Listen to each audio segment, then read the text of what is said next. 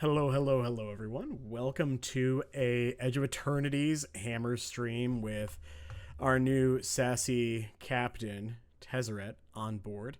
Oh, Um, I thought you meant me. oh, you, Spider, you can be sassy. It's 2025. For for anyone who can't read the title of the stream or the VOD that I'm sure I'll upload, I do have my good friend and bad slash interesting deck enjoyer Spider Space MTG here with me. Yeah. So for people who don't know you, do you want to do like a little minute intro? Sure. You don't have to. Used to be a big taxes guy. I don't know. I feel like I banged my head against that proverbial wall so much that it made me like brewing bad decks. But then eventually it broke me, and I was like, now I'm gonna become degenerate combo gamer. Um, I want to do what they did to me.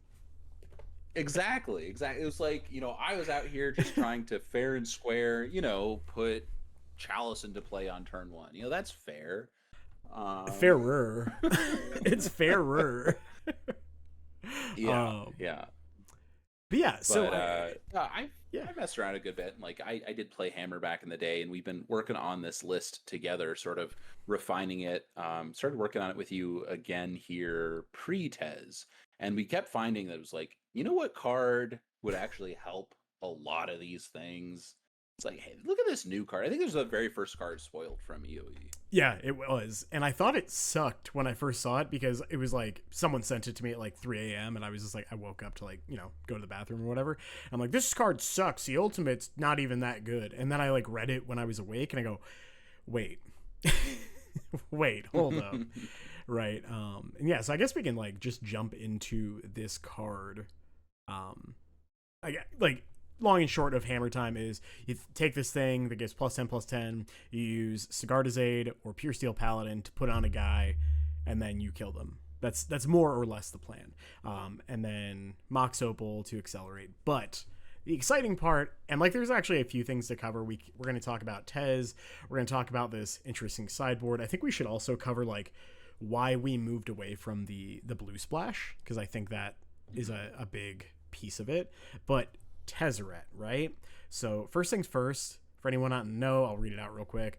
So 3 generic mana, so technically any deck can play it. 4 loyalty planeswalker, and it has a passive. Whenever an artifact you control enters, put a loyalty counter on Tezzeret. That means, any token or any normal artifact like Mox, so also constructs trigger him.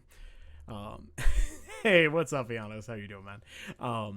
So that's his passive. So he will just generate a ton of loyalty just passively with the deck. 0 is untap target artifact or creature. If it's an artifact creature, put a +1/+1 counter on it. This is mostly good if like we can defend ourselves by like attacking and then untapping. But most often, I think it's untap our Mox Opal ramp, right? Mm-hmm. And then -3 is search your library for an artifact card with mana value 1 or less, reveal it, put it in your hand, shuffle. Note one key difference between this and Urza's Saga, because I think everyone thinks of Urza's Saga with this effect. It is mana value, not mana cost, right? So like this cares about something costing exactly 0 or 1 generic mana. That means he can grab Portable Hole. That means he can grab like engineered explosives. He can grab weird stuff. So he does a lot more than you'd think. And then finally, his -7, you get an emblem at the beginning of combat on your turn. Put 3 +1/+1 counters on target artifact you control. If it's not a creature, it becomes a 0/0 robot artifact creature. I think most of this card's value is in the -3. It's pretty trivial in the games I've played to play him -3, play an artifact, get him back to 2, untap, play multiple artifacts, -3 again, and you can effectively just almost -3 every turn for the rest of the game, which is just really good, it turns out. Yeah, Spurs up. Yeah, you should definitely pick up Mox Opal. Card's really good. Yeah, I think Tezzeret is very powerful. I got to play him through a league last night, and I played in an Apex event this past weekend. I did pretty well. Team drew pretty terribly, and we bounced early, but I never got to draw Tezzeret, so we'll see. Vertically still out, but he seems super powerful. Gabe, do you have any kind of thoughts on the card? Like, we were interested, and the more we thought about it, I think the better he seemed. Is that kind of where you're at too? Yeah, I mean, so for what it's worth, I do not have any Tezzeret games under my belt yet. I have not had a chance to try him. I know originally we were thinking he'd be about, like a 2 of, maybe a 3 of. Mm-hmm. And I suppose there is still a world where we go back down to like maybe 3, but I sort of doubt it. And I can explain why we were on a lower number to begin with, which is simply he costs 3 mana, right? Like 3 mana is a lot of mana. It's a lot. However, the fact that he can both get an opal as well as untap an opal, so even if you don't have one, he effectively instantly gets a mana back, right? Yeah. If you want him to.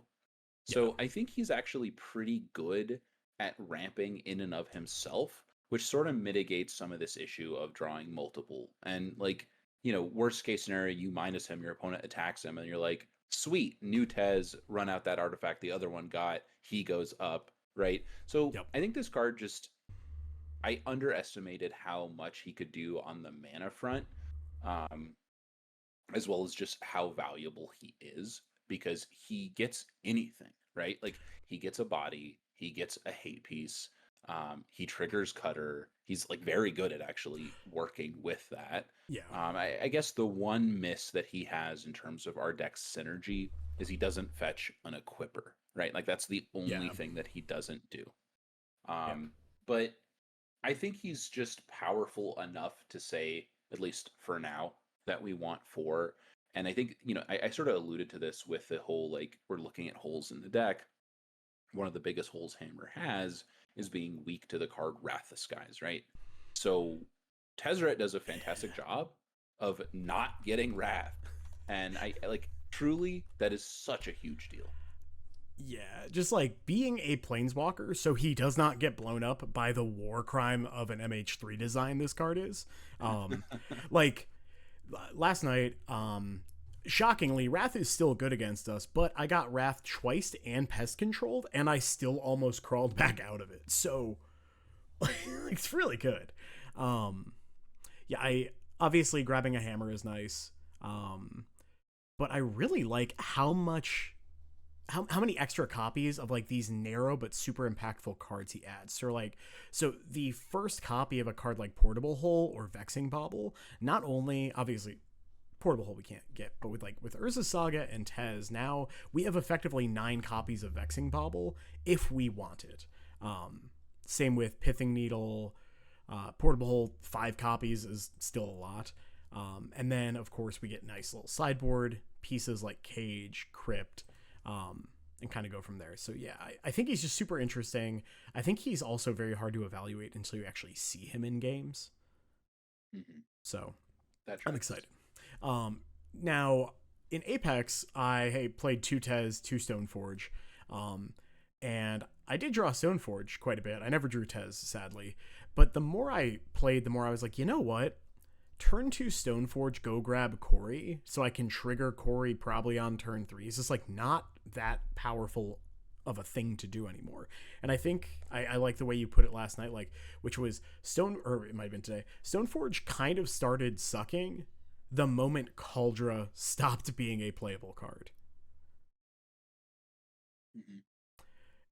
And so like Stoneforge just being a 1/2 with the Steel Shaper's Gift is fine, but it is pretty slow. And her 2 mana tap, put an equipment into play, it does have some text against like Chalice of the Void or things like that, but it's become more and more niche, and so I'm less and less excited to have her. That's kind of where I'm at. But yeah, so let me see. And then I feel like I took notes to remind myself what the hell do I want to talk about. So with the addition of Tezz, I will say we made some hard decisions in terms of like what cards need to stay in the deck versus what can we trim. And the big thing to me was Tezz adding a lot of utility to your bullets, so like the Vexing Bauble, Needle, that kind of thing, means I want more than just like one of that effect in the main. I want something super impactful like a potential Vexing Bauble. And so we did have to cut the Paradise Mantle. I actually have thoughts on this. I Yeah? think that, yeah. So, all right. I agree with you about how Tezzeret works and how you really want these extra copies of your hate pieces. Like before, a Vexing Bauble with just Urza Saga was maybe not quite enough. Like it was interesting, but not quite there. Yeah, Whereas now it's like, no, this is just a slam dunk, right? absolutely. Um, I do think Paradise Mantle works really well in this iteration of the deck, in particular with Cori-Steel Cutter, as we've seen. Sure. And so I'm wondering, maybe we're actually just supposed to be on 3 Ornithopter and just keep the Paradise Mantle, because you do have some flexibility of like, I could just tutor that with my Steel Shaper's Gift. And of course, both of them are gotten off of Saga, Tezz, etc. So like, I think the one of value in this deck goes up such a high amount that going to 3 Thopter, 1 Mantle makes a lot of sense to me. What do you think of that? I think that's fine. Ornithopter is kind of the worst card in the deck anyway, and I love Paradise Mantle, so yeah, it seems totally fine. Yeah, I mean, I think that's totally fine. Um, Tezzy McCrezzy Fee Fi Fo Fezzy. I respect that. What's up, Last God? So in terms of the bullet choices to play in the main deck, and I will touch on kind of moving away from blue. I think Needle, we can agree, Needle is like the first bullet you play, and then you look at the other ones, right? Mm-hmm. Okay. Far and away. Yeah, and so because it's the most flexible, it hits almost every deck in the format. Even if you just like Saga Chapter 3 sinkhole them by hitting their fetch land, it always at least makes you feel something. But in terms of like Vexing Bauble, Grafdigger's Cage, Tormod's Crypt are kind of the next 3. I was playing a Soul Guide Lantern, but I think because being able to go turn 3 or turn 2 Tezzeret, grab Tormod's Crypt, immediately deploy the hate piece, and of course turn 2 Cutter having the 0 in Tormod's Crypt is really good.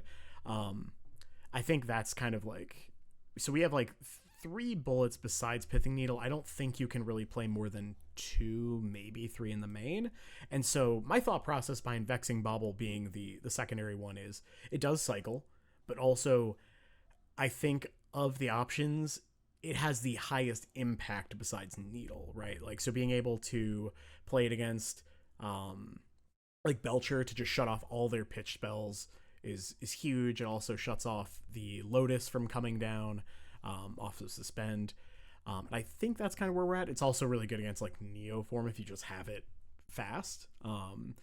Would you agree with that, or do you think we want to look at potentially Cage or Crypt, or maybe it's probably all just meta dependent, honestly? Yeah, it's definitely meta dependent. It highly depends what's going on. I will say Bauble has additional text where Cage wouldn't. So, like for instance, Bauble is going to do things against Living End where Cage wouldn't do anything. And you could say, well, you could have Graveyard Hate. I do think we tend to be better against decks like, say, Frog, where like maybe you'd grab a Soul Guide. You wouldn't grab a Crypt though. You wouldn't play Crypt against them. Like if it was in the main deck, maybe you get it, but I think it would be generally less impactful. Yeah. Additionally, I think Vexing Bauble has random text against decks that you wouldn't anticipate it having text against. So for instance, maybe you just grab it randomly off a Saga against Black-White, and now they can't Solitude you, and their Ephemerate can't come back, and if it's not relevant, then whatever, you draw a card. So I think the fact that it both has draw a card and has a higher impact, I think, than Soul Guide Lantern, at least for decks like that we would want to be good against, makes me like this in the main deck. As far as the sideboard, I do agree that Crypt sort of edges out Soul Guide because of the synergies you mentioned, and then the next bullet being Cage has sort of more niche applications, but is going to be really good randomly. Like if you play against, I don't know, like a Birthing Ritual deck, Neoform was already mentioned, but then also has text against random graveyard things. Like if your opponent's trying to persist something, then you do technically have 2 pieces of graveyard hate. Exactly. And I did play against Goryo's twice in the paper event the other day, and it was just like the ability to go Cutter into like a hate piece into next turn like Tezzeret or Saga Chapter 3, grab a different hate piece is a lot harder for them to fight through. And I think that holds true for basically every combo deck. Like, if you can layer multiple pieces of hate and present a clock, that's usually the recipe to beat almost every combo deck, basically, that's ever existed. And so, yeah. And then I guess go ahead. Sorry. Yeah, I did miss one particular application of Bauble, which is Amulet Titan. Just the fact that it randomly shuts off Summoner's Pact is relevant. Sure. Like, I don't think this is going to come up that much, but the fact that it does have a little bit of text in a lot of places is nice. Yeah, I absolutely second that. And it does have a non-bow with our zeros, but you can always pop it, or you can just not play it. So, like, there's that. Yeah. I think the other piece we definitely want to cover is, why are we not splashing blue anymore? Now, for those kind of not in the know, let me see if I can. Oh my lord, this was the list. And basically we had one shock, and I think this is a little bit different, but we had like a shock and a surveil plus the like 10-ish fetch lands, and it was basically all for like Consigned to Memory plus a couple spell pierces. The issue is that your mana is just a lot worse. Like, one, you don't have as many red sources, game one. So, like, sometimes you don't cast your Cutter on 2, and now your hand isn't actually keepable. But, like, so one, casting your spells is very cool. But two, I don't think we need Consign. Like, it's really nice, obviously, against the colorless, like, Eldrazi decks. But I think we are structurally slightly favored because we are a fast combo deck with disruption and with just like, we can either go wide or tall, and I think that just means we are slightly favored against them. They aren't great at handling an Urza Saga, things like that. And I think the other piece is, because we have access to Tezzeret now, decks like, say, Neoform, right, where we always need like a spell pierce on turn 1 or whatever, we get to play more bullets, which kind of plays a similar role. And I think combining better mana with, we don't necessarily need the consigns, is kind of where we're at. That, at least that's where I'm thinking.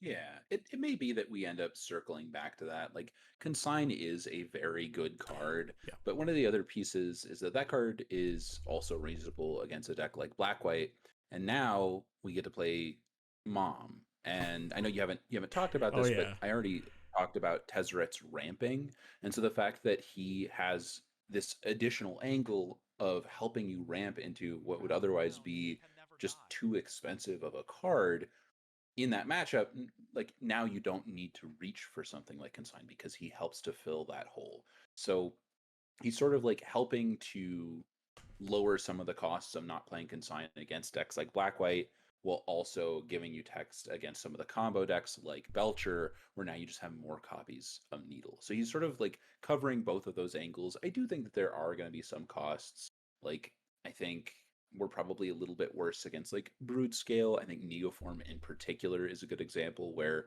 Tezzeret may just be too slow. Like, Tezzeret Bauble might just not be fast enough. However, we've added a ton of percent game 1 because he has all these extra hate pieces. So I think it roughly evens out percent wise and like what you gain and lose pre and post board, while you also just get better mana. So I think it means it's net positive to just be a more focused, like, I don't have to worry about, oh, I want Consign in this matchup, so do I use my only fetch land to get blue because I really need Consign? Yep. Or do I need to get red because Cutter just never, I mean, despite what the name says, you never want to cut this card. Basically. Sometimes you trim 1. I think there's one match where I trimmed 2 to 3, but yeah, the more we've played it, the more we're like, we should cut 0 or 1 copies at most, because it is just like, post-board, these games get really grindy. People are really prepared to fight a big creature with a hammer, but then it's very hard for them to also then fight like making 1 or 2 tokens every single turn. Perfect. Oh, hey, Last God, congrats. That's really cool. But yeah, so yeah, we can kind of move to the sideboard. I think I actually had a buddy join me just in Discord last night, and he goes, that's not an Elesh Norn Mother of Machines, is it? And it's like, yeah, it is. And so we can kind of touch base on that because my homie Josh in chat actually asked, am I concerned about it coming down too late? Turn 3, excluding multiple Mox draw, turn 3 is the earliest you play it because you can play like potentially turn 2 Tezzeret. Either you already have the Mox or you just like minus him to grab the Mox, and then turn 3 you play another land, untap the Mox, play the Elesh Norn. The thing is, Elesh Norn, 1, is very good against Amulet. I think that matchup is just kind of always going to be hard, and I'm fine with that. But she is really, really good against Amulet. So anyone not in the know, 4 and a white, so 5 mana, 4/7 Vigilant Legendary Creature, Elesh Norn, Mother of Machines. If a permanent entering causes a triggered ability of a permanent you control to triggered it again. Permanents entering don't cause abilities of permanents your opponents control to trigger. Basically, you torpor orb all of their permanents. The double triggers aren't really a thing we're worried about. Mostly worried about my opponent's triggers. So I like her spot because she is both good against Amulet, but also an absolute beating against Black-White. Against Black-White, obviously shutting off Solitude, Flicker, basically everything they have.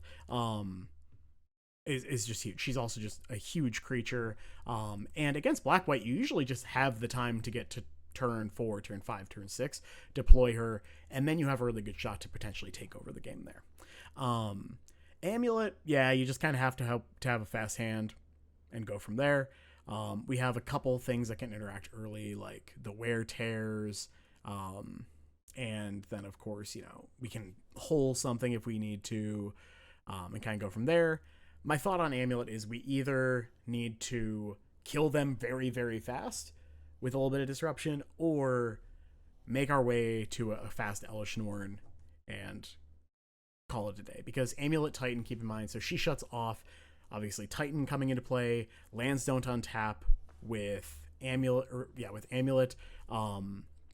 Additionally, they can't, if they attack with a Titan, and they go get, ordinarily they go, okay, cool, I'll go get a bounce land and an Otawara, and then, bounce the Otawara to our hand, cast it on the hate piece, but because the bounce never goes on the stack because it's not triggered, they don't actually get to do that.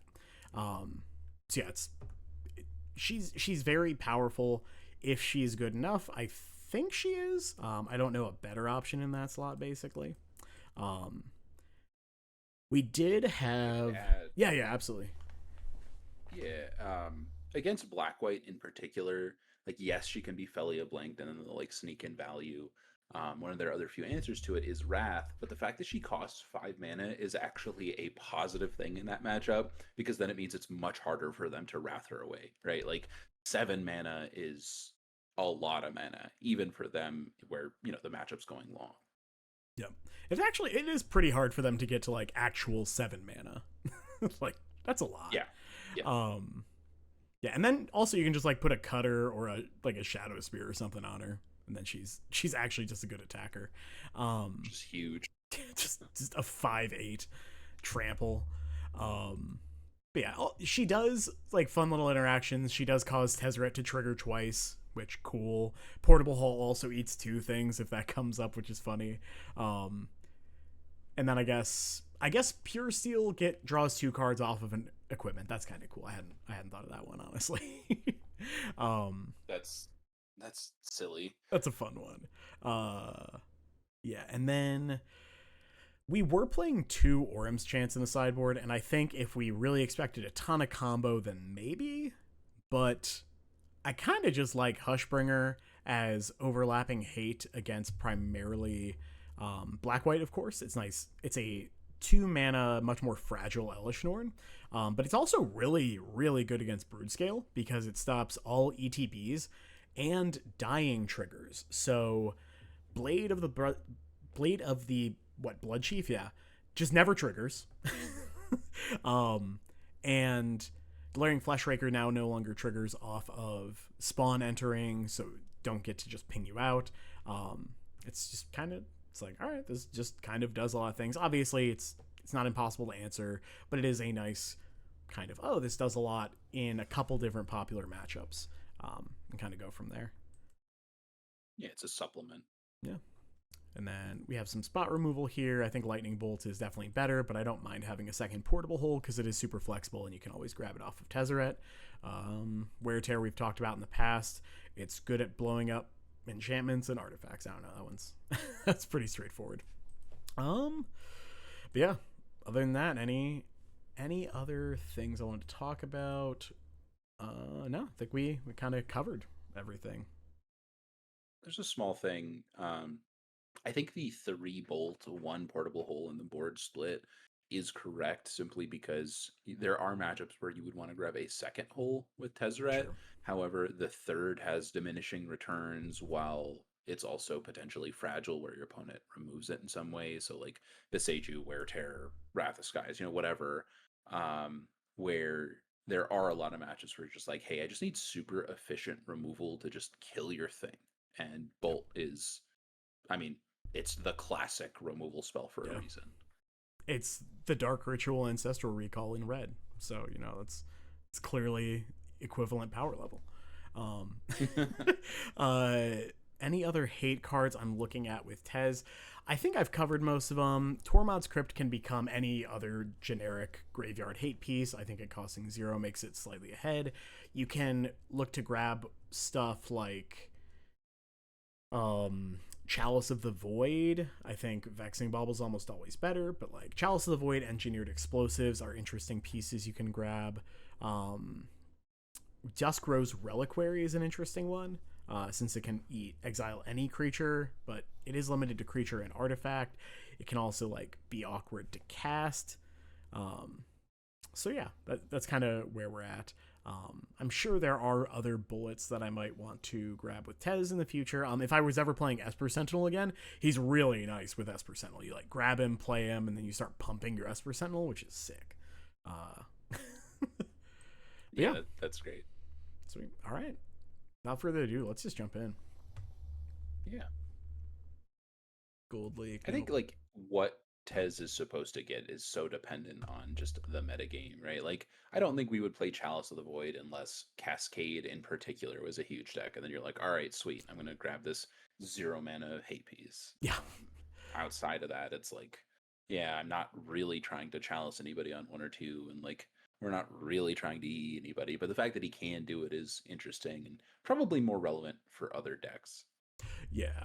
Yeah, it is pretty awkward to grab an EE in this deck. Like, it's kind of where we're at. I expect to see a non-zero number of 1/3 Ornithopter stay. It happens a lot because you don't just pump with Tezz, you also can put a Shadow Spear or a Cutter on it. All right. What do we got here?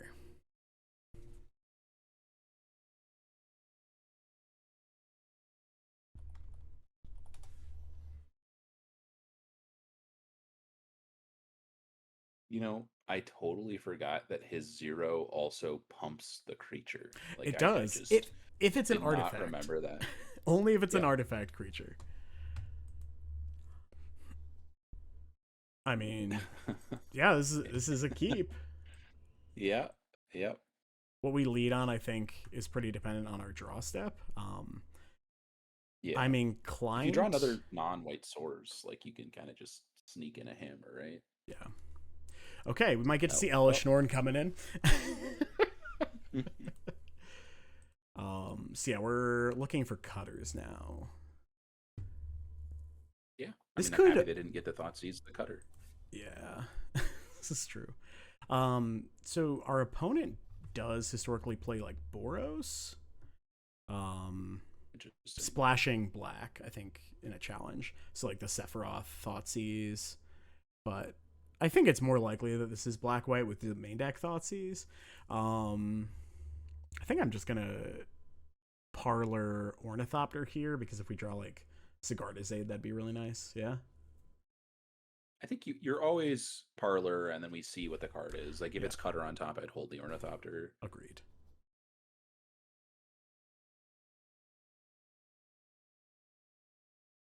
Don't want that. Yeah, no. So now it's interesting, like, are you more wanting to draw Cutter or more wanting to draw Aid? And you have to decide which one of the 4 ofs you're about to draw. I don't know if there's a clear correct Yeah. answer. I don't know either, and I think that's part of the fun. I'm inclined to Ornithopter. I guess Tezzeret means you'd want to hold it. Yeah, I think we're more rewarded by holding. Yeah.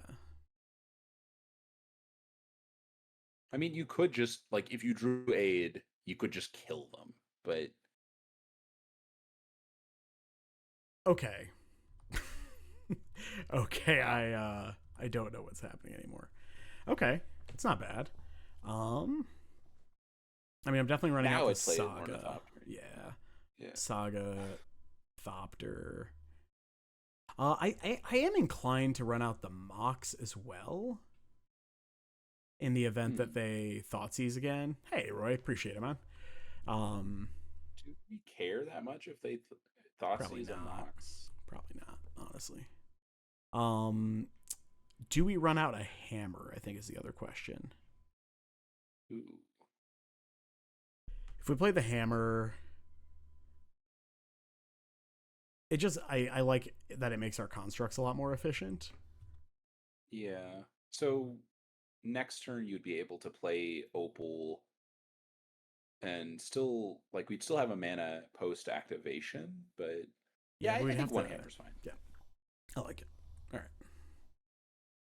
It does make the aid slightly worse if you top deck it. I think I'm okay with that. Yeah.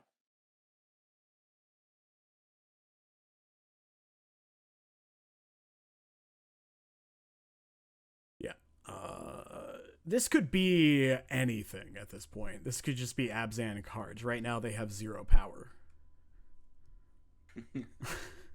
I feel like every time I've seen this card in play, it's either like 0 or like 15. Like I like hardly have seen it like, yeah, this is here we go. I summoned 0 it to being a 1. No, it's only their not cards. Even, yeah. Yeah. Okay, I got nothing then. Okay. I think you should play any land but that land. Like, you don't like playing the Foundry? Yeah, just the Marsh Flats. Well, fine. I mean, I would play the Flooded Strand because you just drew the flats and they Thoughtseize you. Oh, sure. Do they know about the Flooded Strand? They do. Okay. Yeah, like I think I wouldn't play flats for sure. I think we're always sagaing, so it's like, do you want to shock and try to like save the fetch for a bauble, or do you want to like save the life because like the other fetch is going to get you a surveil? So it's like, do you want life or maybe a Mishra's Bauble trip? I think I'm just going to do this now. Yeah, it's fine. Just grab a basic. Oh, maybe you're supposed to do it on their upkeep. Like if we're playing around March, they could just march you now. Reasonable. I figured they didn't have the march right now because I would assume they would have just fired it off. Yeah. Yeah, sure. Perfect. My guess is they're playing like Ketramose stuff. Yeah. Goyf and Ketramose seem at least somewhat friendly. We'll see. Yeah. Maybe they're like frenemies. No, I guess Tarmogoyf and Ketramose are frenemies. They're just friends. Okay. Sure. I do like that we're not randomly getting Bowmanned. Yep. Huge fan of that. So what are we getting off of Sokka? I mean, we're definitely making an idiot. I know that much. Yeah. I was actually thinking about the Vexing Bauble, but then you immediately drew another 0. Yeah, I'm not about that. I'm inclined to just grab a Shadow Spear here. I think that's fine. Are you just dumping your hand? I think I'm just going Shadow Spear, Bauble, Marsh Flats. Okay. Or are you wanting to equip as well? That's what I mean. Like you could just like Opal land equip it. I mean, I guess you'd shock at that point. We can fetch a basic. So it's a question of. But yeah, probably shock. I think shocking is fine though. Yeah, but so it's a question like, do you want to surveil this turn, or do you want to just like get in with trample? I assume they're going to kill your guy, but if they don't, you're rewarded. Yeah, the other thing we could do is just go like bobble ourselves and go from there. That's probably correct. You do lose out on a damage, but that's fine.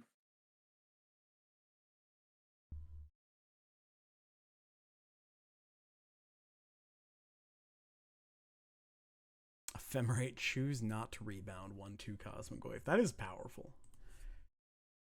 They sure can do that. It is a legal play.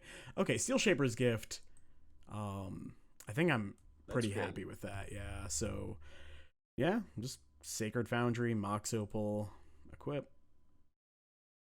Sure.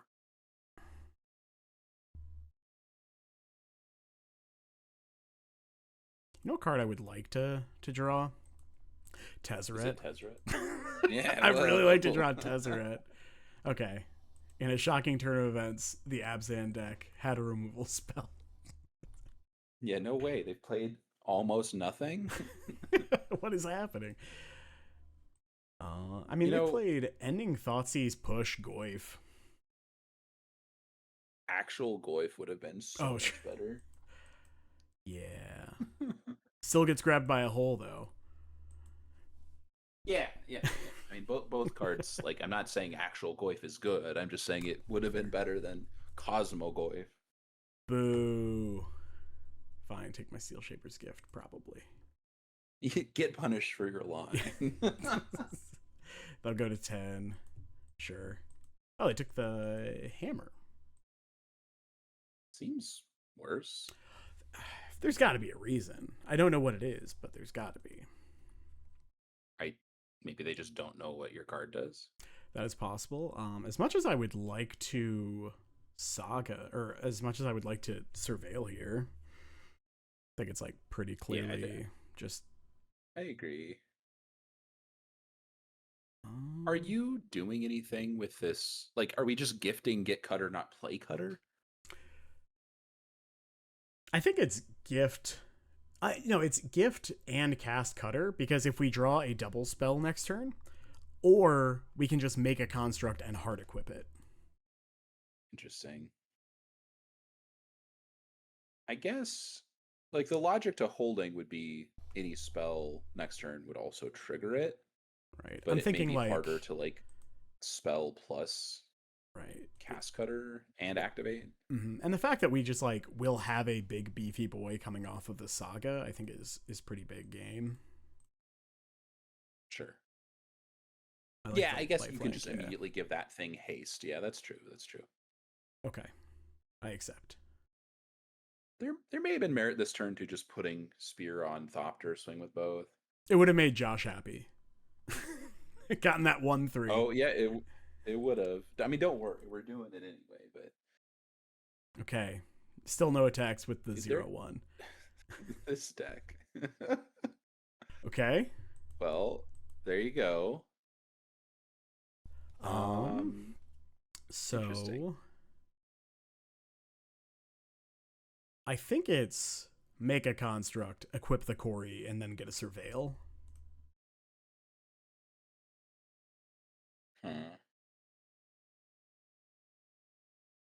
Okay. I was thinking about trying to Tezzeret Needle Relic. That's interesting. I could see that. I think I just like want to get in there.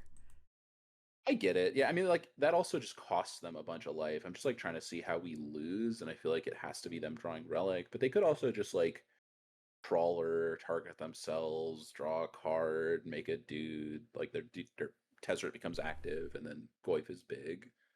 So second, want to flag that second Surveil land coming up here. Yeah. No, second Surveil has been such a good addition. It's been really good. Oh, that's right. We threw the needle in the trash. Oh, you're right, Devin. Okay. It is a little hard to see your graveyard cards, and I was like, did we? And I was trying to squint, and I was like, I think that's 2 hammers in the yard. No, yeah, it's all good. Yeah, gotcha. Did we find it? Sure. Okay, Saga, Bowman. These are all not good here. So they took they're just Saga. dead. That's what it looks like to me. But who knows? We don't even need Tezzeret. It's just the captain of our hand. He's just, nah.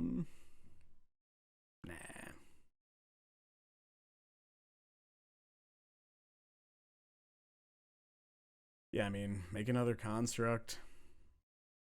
Equip Cutter, probably. Yeah. I don't know. Yeah.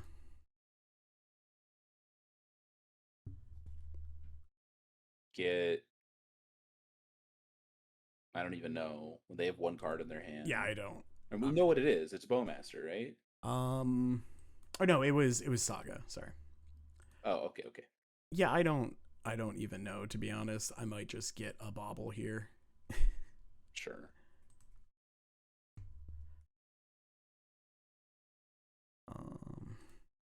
You get to like haste that one, trample the other one. We do. I mean, trample both of them. Yeah. No, I'm with you. All right. Sure. What a silly game. I feel like they don't feel like their deck did its thing, which is correct. Okay. It did not. So Surge is good. Obviously, because they have black cards that target. I would expect that they have Clarion Conqueror. Probably. Or no, they had Urza's Saga. So I think I'm almost more worried about like High Noon effects. Okay, yeah, I could see them playing High Noon, sure. So I mean, what do you think of like -2 Ornithopter plus, I guess we want to trim one more card to play the third portable hole? Is that accurate? Yeah, the second one. I think Vexing Bauble's pretty bad here. I mean, they almost certainly are a Solitude deck, but it is not amazing. I know I also was interested in the Needle in that exact scenario. It's also not very good, but yeah, I think Needle is fine to keep. They could have a lot of weird stuff. They probably are wrathing, and it's true. They have at least Bowmaster. I mean, they're almost certainly playing like Solitude and Bogart Trawler. You can play like a Elish Norn over a Needle if you think that's good. I think I need to see more stuff that Norn hits. I think I'm just gonna bring in these three, and then depending on what we see, we can bring in more. Yeah, I think that's fine. Yeah, I'm just very confused. Yeah, I'm just looking at the cards they have, and I'm like they have to be playing Solitude, right? Like they have to be playing Solitude and Trawler. I don't know. They had a lot of cards that don't pitch to it. Bowman, Thoughtseize, Fatal Push, Cosmogoyf. None of those cards pitch to Solitude. It's true. I mean, glad to say they're not. Like Solitude pumps the Goyf and draws with Ketramose, but if they don't like that, then yeah, Devin. They almost certainly have Haywire Might. I guess that's a good point. Yeah, I guess because they specifically showed us Saga, I think Wear Tear is probably reasonable, but we'll see. We'll see if we need it. What a strange Wear Tear is narrow. Like I assume they have Relic and then like random tutor targets and sagas. It's like it has targets, but it's not a ton of targets. Agreed. If we see any additional pieces like a High Noon or something, I think we bring it in, but also they're probably not Wrath of Sky if they're on Saga, so yeah. Also, can we unban Gigantha so people stop playing Wrath of the Skies, please? Free the elk. Free it. Man named Disgruntled Elk wants elk unbanned. More at 11.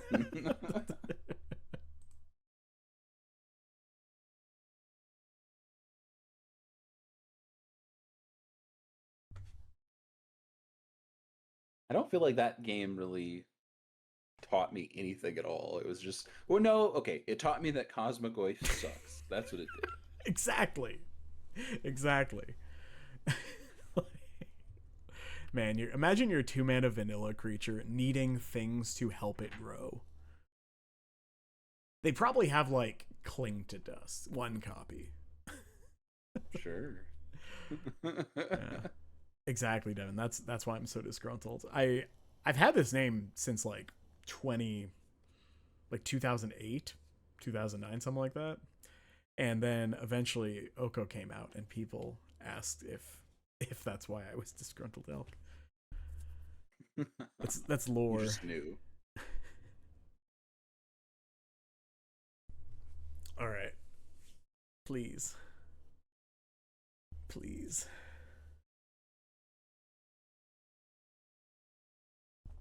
Yeah, I saw Ketramose, Cosmogoyf, Bowman, Saga, Rumble. Yeah. You know, a card that would work really well with Cosmogoyf would be a card that has Escape. It's too bad that their deck cannot play either of the good escape creatures. Okay. I was like, how dare you? Cling to Dust. Yeah, what are the good escape creatures? Nethergoyf and Flage. They can play Nethergoyf. Yeah. Oh, yeah. Okay, Nethergoyf, yeah. I guess Croaks is a bad escape creature. Seems challenging in their Abzan Urza Saga build. Yep. They can't play it. Yeah. I love how we just went through every card they could play, and it was like, oh, here's a good one. Nope, they can't play that. Oh, Sag. We found. I think Nethergoyf is a fine card. I think they can add that to the deck. Murderous Cut. That is a fine card. That is, like, I would agree, Devin. That is an acceptable card to play. Yep. There you go, Josh. Everyone agreed. I'm excited about it, but like I'm not over here rubbing my hands together going, oh boy, Murderous Cut. Finally found the spot for murder. We finally found it. The removal spells have had trouble finding their home in Modern recently, so glad we were able to find my it. Abzan deck really needed a very particular kill spell. Kills Elishnorn. Yeah, it sure does. Oh no. Gonna throw a lag check just in case. Okay. Man. Yeah. Okay. Yeah. And you assume you just throw back a Tezz, yeah? I think second Tezz is, yeah.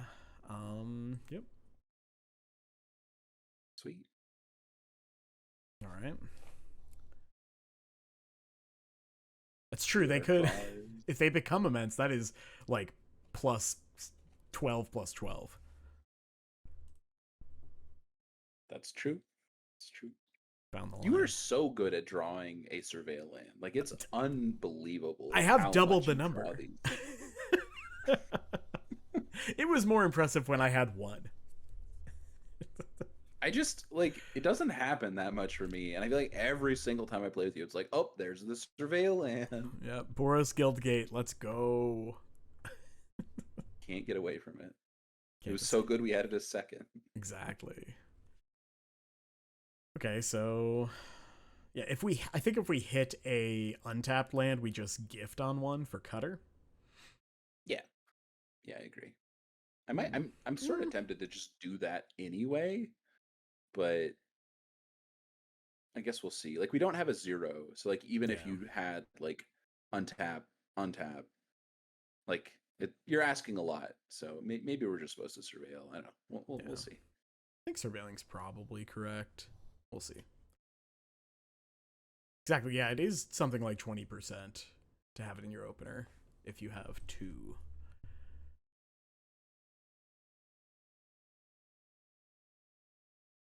I mean, I think I kind of like surveilling more now. Yeah, for sure. Right. Nope. I'm good.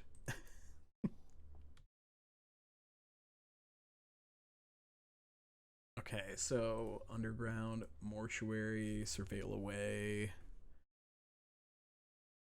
The land, you got it. Probably trying to find that relic. The all-star relic of Progenitus against our clearly graveyard deck. Oh, that's a rough Cosmic Wave start. Ooh, okay, sure.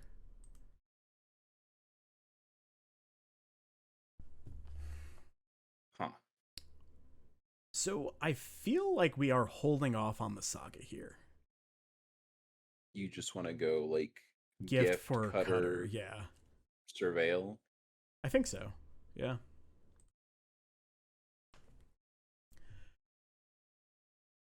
Oop. Interesting. I don't So think there's a world where you could have like played a hammer. Like, well, we can just still gone like Saga Hammer. That's what I've considered doing off of this Mesa. Yeah. If we go hammer and we draw a 0, nah, it's fine. I'll just take the other surveil now. I think it's fine. Like once you've played the fetch, I think you're supposed to surveil, but I'm not clear that fetch surveil is better than just Saga Hammer. Sure. I'm not sure. Are they gonna pay 3 mana to draw a card? Ooh, powerful.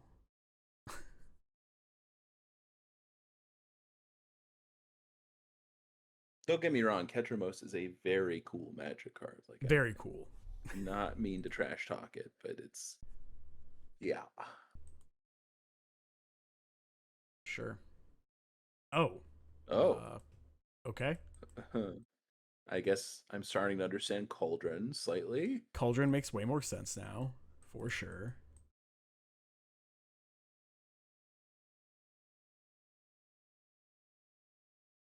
There are no creatures in the yard, so it can't actually pump the insect.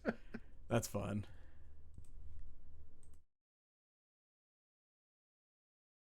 I mean, I'm kind of inclined to keep it. Yeah, I think I agree. It's like the redundancy is actually good here. Yeah. So yeah, just cutter, hammer. Yeah, and go face, yeah.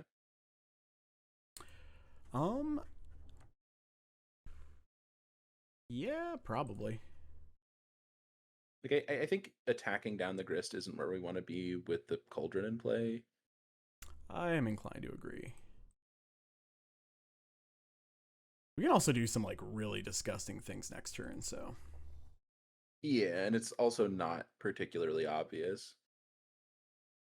Not exiling their own graveyard in their Cosmic Wave deck. Wait, did they?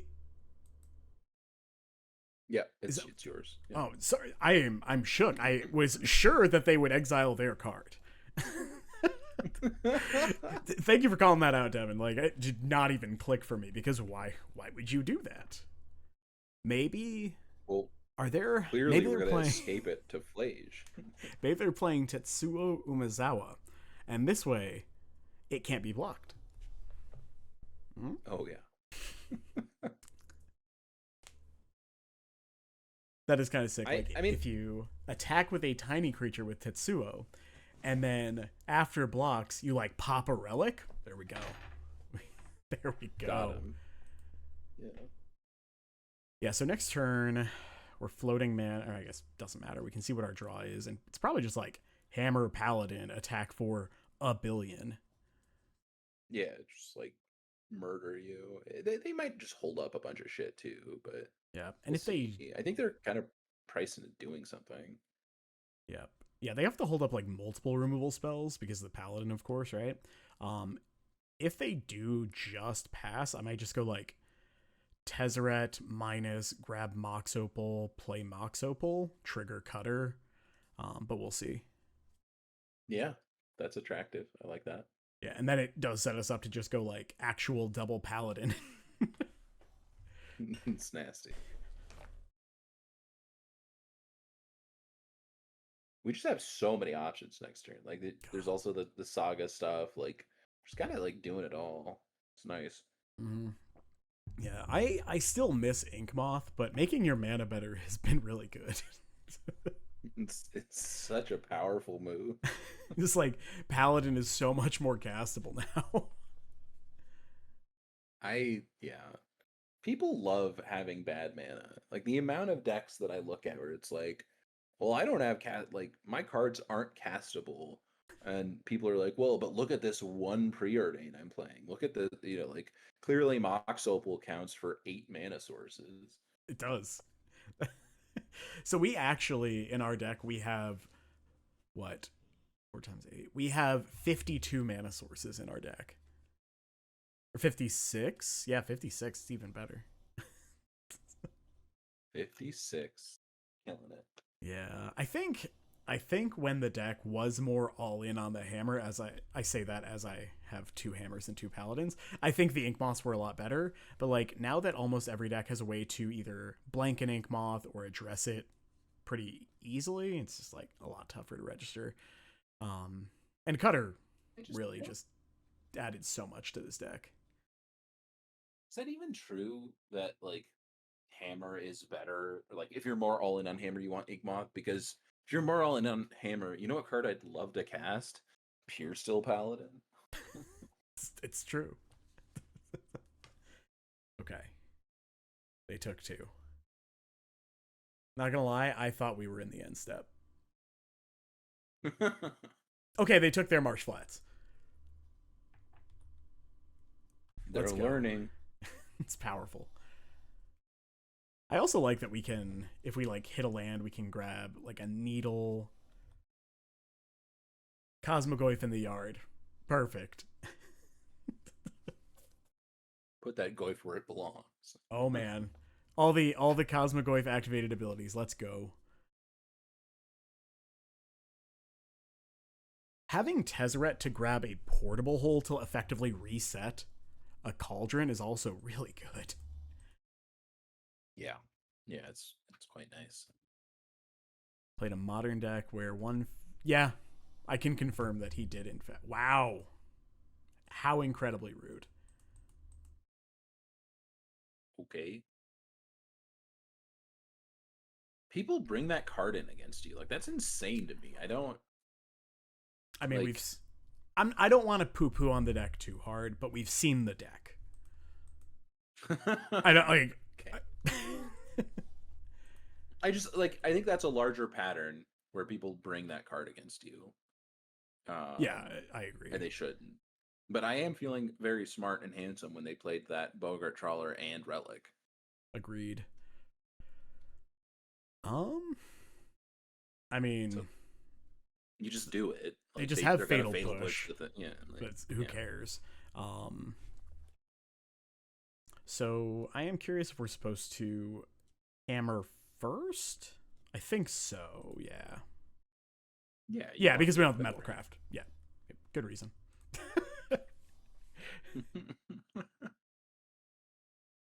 Also, this is why we play 20 lands.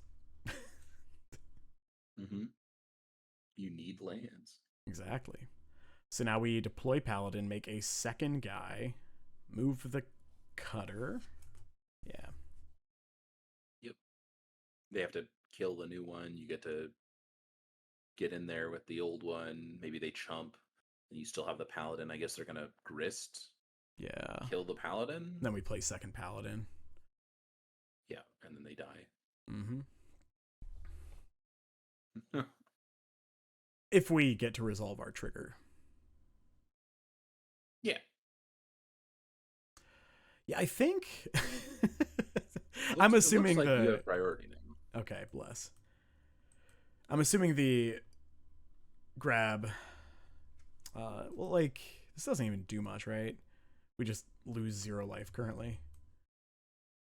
Yeah, like yo, what's up, Justin? Do anything. Yeah. Although I guess they could play a Cosmogoyf and just have it be sizable. That's true, but then we can go Tezz minus grab portable hole it. Assuming we hit a land or a Mox, right? Yep. Oh, could have. I guess we could have Tezzed this turn, but I think this is better. Applying infinite pressure, not infinite, but like a billion. A lot. Yeah. Okay. Boop. So they probably killed Paladin here. Yep. Is that even good. It's not great, Like, but like, I yeah. think it's like a losing line to kill paladin here. Like I think they just have to push the monk. So you just like put the hammer on the other monk and Yep. like. All right. And they have to throw, like, obviously they have fatal push, right? All right, yeah.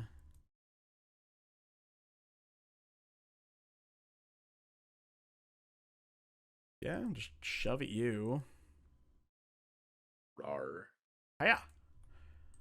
Hadouken. Yeah, so block there. Okay. Push. Shocking. Yep. Great. Let's move this here. I think I like one hammer Paladin. on paladin and then the other Yeah. two on the monk. Yeah, I think that's fine. I'm just moving the hammer first because why not? We can generate 1,000 mana this turn if we want. Plus, I'm moving this hammer back and forth. Yeah, every equip activation apparently costs them like 30 seconds. So true. They heard you. like, oh shoot, I better. Okay. Like I'm not even convinced Ketramose relic things is good here. No, I'm not. Especially since they lose life to do it. Right. Like sure you get like a lifelinky dude, but Surveil keeps it on top. You got it.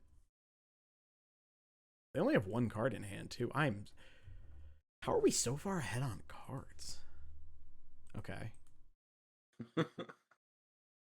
They liked it a lot. Red white has more card advantage than Abzan. Oh, they killed the monk. Okay. Do they have like Clarion Conqueror here that they're going to throw under the bus? They just drew another removal spell. Cosmogoyf, I guess. Sure, push. All right, cool. They're dead. Yep. It doesn't matter. They're empty. Yeah, all right. Yeah, you don't need to do anything. Like we don't have to trigger cutter, even though it's fun and technically correct. Yeah, it doesn't do anything. That took way longer than I feel like it should have. I like that opponents playing with new cards, trying stuff, but I feel like there were a lot of recipes in that cookbook. And no cookbook. Yeah. All right, we're on the play. Let's go. That idea wasn't. I don't think it was quite fleshed out yet. Are we just turn one? I think we're turn one-ing Parlor so we can turn two Tezz. Interesting. Yeah, that's well. Well, actually, if we Parlor, we can't, right? We have to deploy the hammer. That's probably fine. Yeah, but you could also just activate Saga if you want to at that point. Yeah, I think we just lead with Saga on the play. Yeah. I guess we could. Here's that Parlor in your hand, by the way. Oh yeah, I told you. I'm really good at it. I think we lead with Mox, and if it resolves, then we can do the other stuff. Okay. The question is, do we hold the Ornithopter? I don't think so, right? We just shove. I think I would hold the Ornithopter. Yeah, it's like discard spell. Kill spell is more common than discard though, right? Yeah, absolutely. And like if they discard Ornithopter and not Tezzeret, then yippee. Also true. What are we?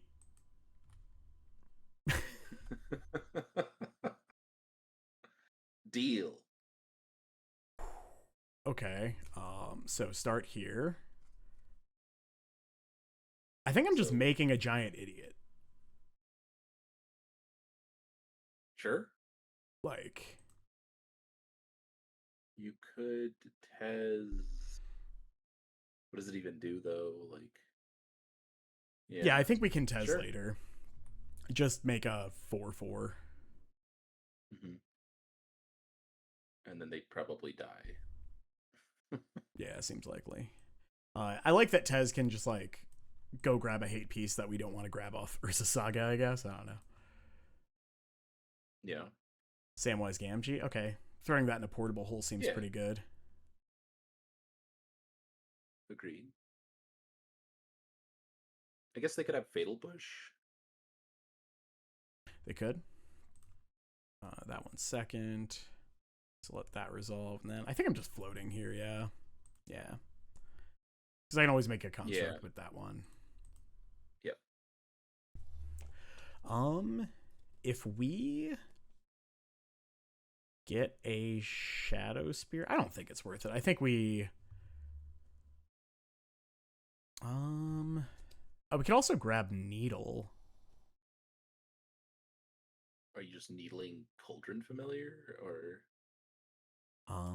That seems like pretty reasonable to me. Just like Needle, Cauldron Familiar, play Tezz, minus grab Portable Hole, tag Samwise. Just like put them so far off comboing and then start crunching with the Giant Idiot.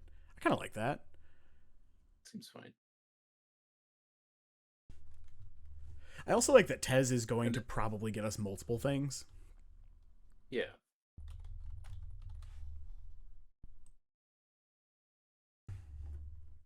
Now this is super safe. This covers a lot of ground. Yeah. Yeah. Like it's hard for them to get out of it, and then you're also just presenting a huge clock next turn. Yeah, no, this is great. Okay. Yeah, definitely should have grabbed a Sacred Foundry there, but I think it's fine. Yeah.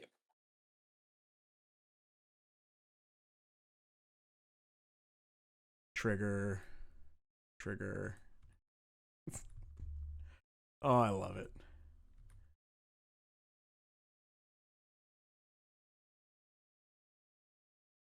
Yeah. Tezz does just like, it plays so well with your plan A and your plan B. And then it's like, oh, here's a 1 of Portable Hole that's actually a 5 of. Also, we can just play him on turn 2, right? Yeah, we did. Or no, we could have. We chose not to. We chose instead to make a 6/6. And then provide Lock Piece plus removal spell on turn 3. Whew.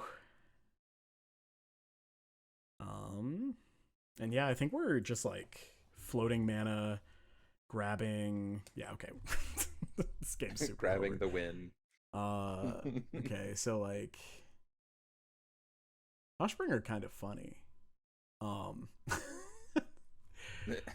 We have a lot of options. Like I think we don't talk about Wrath of the Skies, Justin. Mom is almost certainly good. She's 5 mana though. So against Samwise, I actually have it written. I think we trim a bunch of zeros and the Vexing Bauble, and then bring in Hole, Cage, Bolts, and Wear Tear. Yeah. Okay. I think Wear Tear is pretty medium. I guess, so if we see more like Birthing Ritual stuff, I'll bring it in, but I'm fine leaving it out for right now. I mean, they certainly have Birthing Ritual. It's just like, are they also, like, what else do they have that it tags? Fair. Like, are you anticipating, like, High Noon? Probably not, honestly. I don't really know what they play is the problem. Let's see. Let me find a Samwise list. Do we trim Mantle or Ornithopter? I think Thopter's fine here. Yeah, I think we trim the Mantle. Okay. I'm saying keeping the 1 Thopter for the Tezzeret. Oh, that's something you called out the other day that I hadn't considered. It's like, now that we have Tezzeret, having 1 Ornithopter in your deck at all times is actually like quite relevant because you can just grab a body. Right. Maybe we don't need the Samwise list. Other hole. There's like just Birthing Ritual, it looks like. Like this is like a sideboard Disruptor Flute, which I don't think we would care about. Not really. Yeah, I think we don't bring in the other hole and just go a little bit lighter on the hate pieces, especially since they're like definitely a interaction deck, like a deck that can shatter. Yeah, they have sideboard like Culling Ritual, Force of Vigor, stuff like that.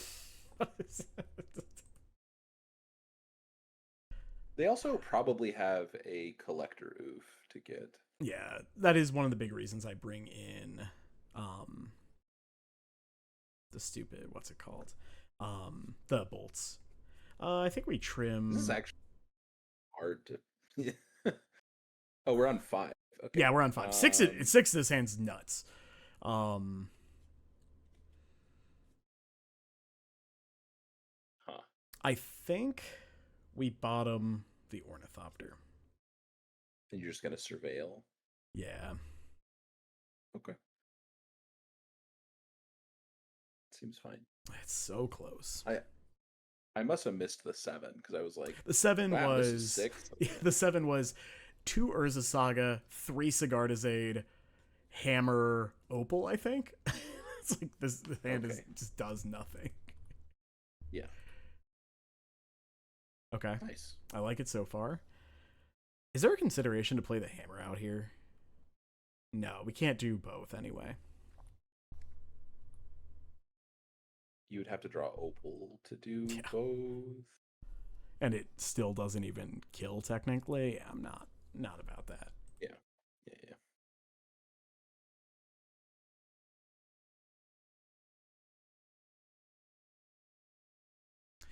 It just deals damage, right? Yeah, okay. I can never remember. It's like, it's not a blood artist because they don't gain life. Yeah. Nah. Yeah, I don't think so. Like we eventually want 3rd mana, but we don't want it yet. I'll take it. I'll take it, honestly. Yeah. Planes. All right, let's get in there. Yeah, if they double block, we're very happy. Yep. If they don't block, who cares? I'm also happy, I think. Yeah. Yep. So Hammer. Your follow-up is Hammer off the top, or another cutter.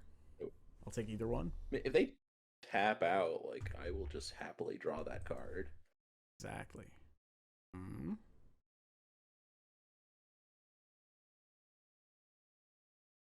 Oh, you can't actually. You can't even draw a card right now with it. Wait, what? With the Paladin. You don't. Yeah. You don't have can't Paladin then Hammer. Yeah. I thought you meant draw Hammer. I'm like, yeah, that sounds really good. I agree.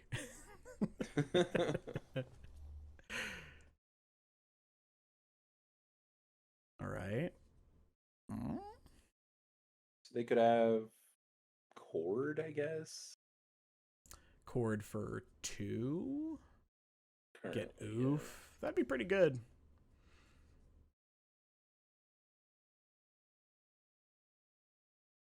I mean, I wouldn't mind a Birthing Ritual, just like they ritual and cross their fingers, and we probably kill them.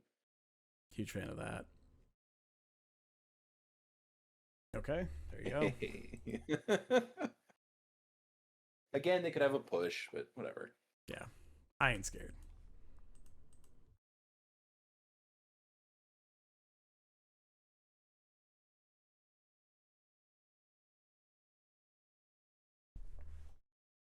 Maybe it'll be a 2-drop they want, and they sack the goose, and then they don't have push.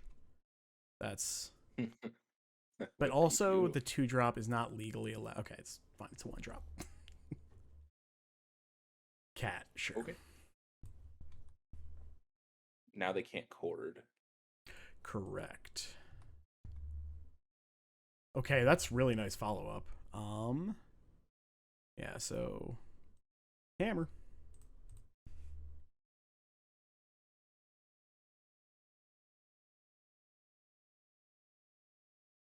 This is great. Tezz looks like such a good follow-up too. The question is, are we moving the cutter? I think you want to attack with both. Yeah, so... I agree.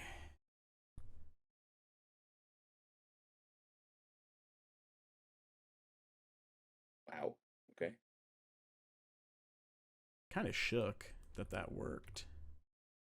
Yeah, same. No shot they don't have push, right? What is happening? I'll move this here, I guess. Sure. I don't think it makes a huge difference. Nah, I'm just gonna leave it here. It's like, Sure. Yeah, it's fine. So either they kill us or they die. Classic Magic. They can't fetch.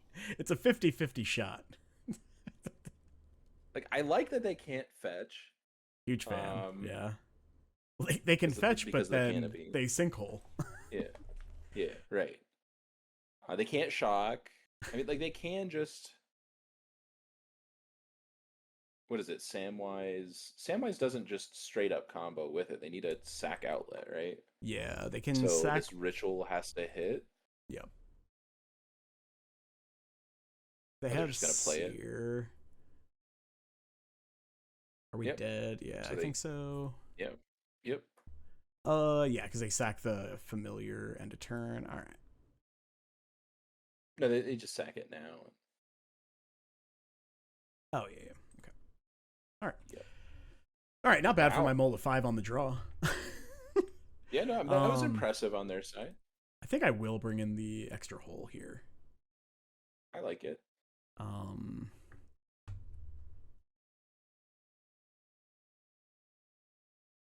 Maybe we don't need the needle. That's fine. I think that's fine. Like, you're trying to grab Cage most of the time anyway. Yep, absolutely. All right.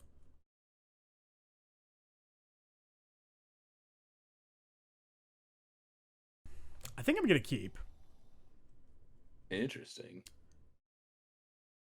I think because we're on the play, on the draw, I'm like never keeping this in a million years.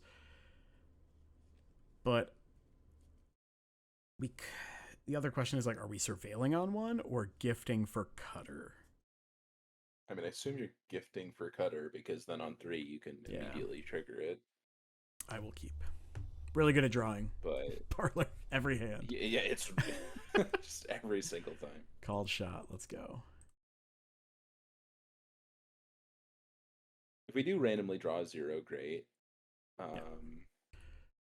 a little worried that this is too slow, but I want to see. Like, I'm open to being wrong. I think just because Tezz does just grab so many hate pieces.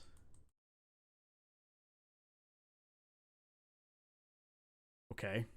Deal.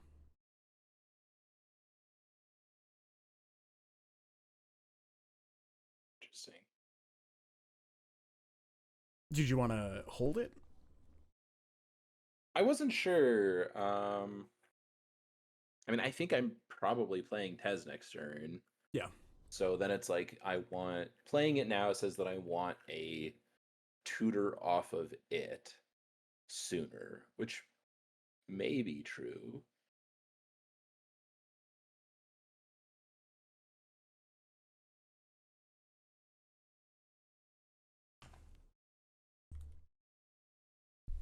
So we could conceivably die next turn, although I don't think it's that likely. No.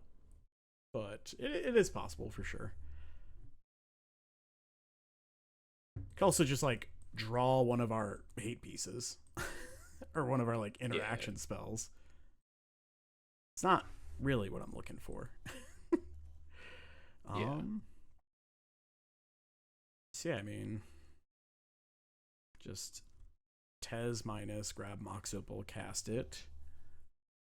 Make dude, yeah. Yep. This paladin makes your line look better. We might just die. Like, they did just play both Sam and a sack outlet. So if they have cat, we will die. Yep. I think I'm just content with that. Could be Thopter. I don't think it's Thopter. I think the extra mana next turn is pretty good. And we're just going to block. Just thinking it protects, like, it helps protect Tezz was where my mind was. Sure. I guess I'm of the mind of, like, if they're attacking Tezz and they're using a removal spell on a monk and not killing me, then I'm, like, pretty happy regardless. Sure.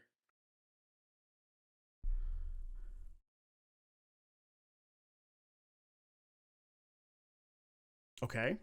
That's fine. Not kill you.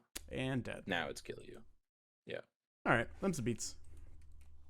I I think that hand may have been a mulligan. It's possible. It's possible. Yeah. They did have to kill on 3, otherwise I think it's almost impossible for them to win the game. And that deck doesn't actually kill on 3 that often. I think this is a keep because it's still just aid Ornithopter, yeah. Yep. I mean, I was willing to definitely see, because I do think Tezzeret is good there. And it's like, if Tezz just like naturally cast and get Hate Piece isn't good enough, then like maybe Tezz isn't good, right? Yeah. So like I think that hand is saying like I think my card's good enough, but I mean, yeah, like are you trying to mulligan to like have Tezz plus Bolt or something? That's like a little hard to have. Yep. All right, so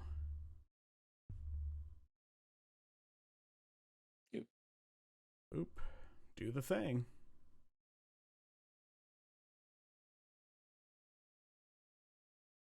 It is like tempting to run out the Mox here because they could be actually. Let's see what they exiled. Fleshraker. So they're on the aggro build. So I kind of like running out the Mox here because they're likely to just have Chalice. Oh, sure, okay.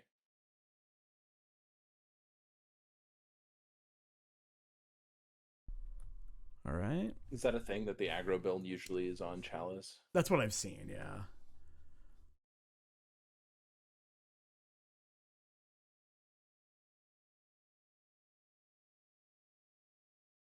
Fleshy. Oh, sure. Okay. I find this acceptable. It's kind of funny. We actually have the workaround instantly. Exactly.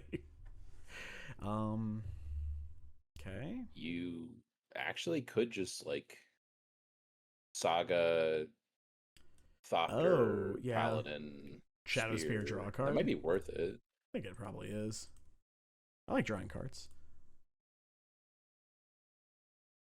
Yeah. And we can start making big ass constructs. So you get to gain a life and then have the other Thopter on defense. 1/3. We're gonna see 2 1/3 Thopters here, Josh. That's a nice. Exactly, the 1/3 Ornithopter prophecy, as the scrolls prescribed. It's so dumb. All right. Yeah, I think I like drawing the Paladin. Just like now you have insurance in case they do kill the other Paladin. Oh yeah, I'm super happy. I'm just drawing another one. Because like, I would not be surprised at all if the line here was like K command, exile Paladin, make 2 idiots. Yeah. Or 3 idiots. Oh, sure. Okay.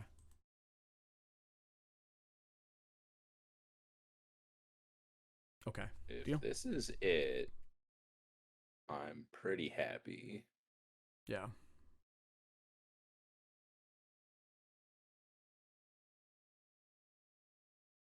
I guess we can't really block. Like we They didn't attack with the other one? It effectively gains 4 life if we do, but I think I'm just not. I think I'd rather just make a bigger construct. Yeah, I agree. Oh. I kind of want to just do that, honestly. I think that's fine. I think it's slightly better than surveilling. Yeah. You don't get your thing back. I guess attack first. Sure. There is a world they run Karn, the Great Creator. Seems poor in the aggro build. But 1, 2, 3. Like, does Devourer even do that much? I guess it does cost 6, which doesn't matter.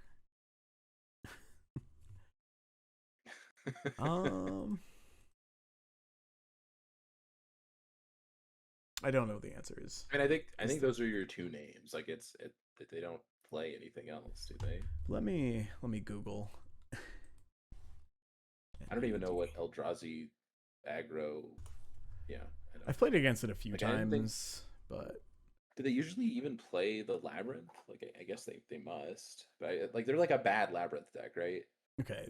His build is, at least from a few days ago, is not playing Karn. So, and I don't think there's anything else to name. Nah. Nope, not Devourer. Ugin's left.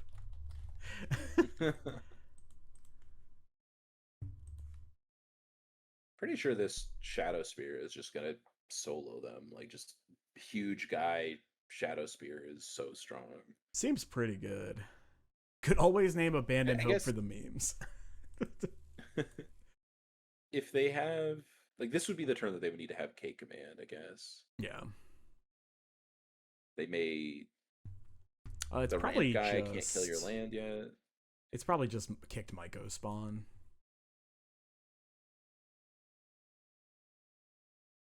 Based on how they tapped. Can they do that?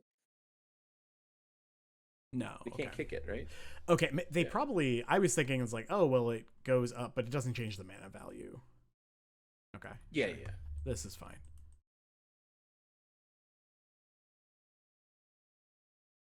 Deal. Yeah. So note to self: put all the equipment on anything that does not cost 0. I mean, I'm down to just trade. Yeah.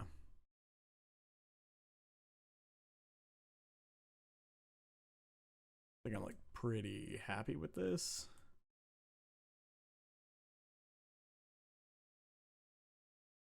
Perfect. So I would like to make a construct. The issue is if we make construct and they have exactly like dismember, then it's super bad for us. Because they dismember the paladin before we get to move anything. Whereas I mean, I think that they should have already done that, right? Sure. Yeah, I'm fine with this. All right. I guess this plays better around All Is Dust as well. I mean, I'm not even sure like if they dismember paladin here that making dude is bad. Like, still just like have giant guy. Well, we wouldn't have any guy. I guess just the construct, which is fine. Yeah, like you just have a 7/7. Like, you see what I mean? Yeah, it's not bad. All right, now move everything to the paladin. Obviously, because they can K command for 0 right now. Yep. Yeah.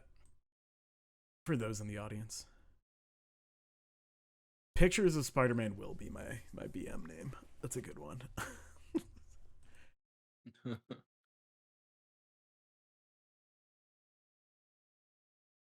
Okay, let's surveil.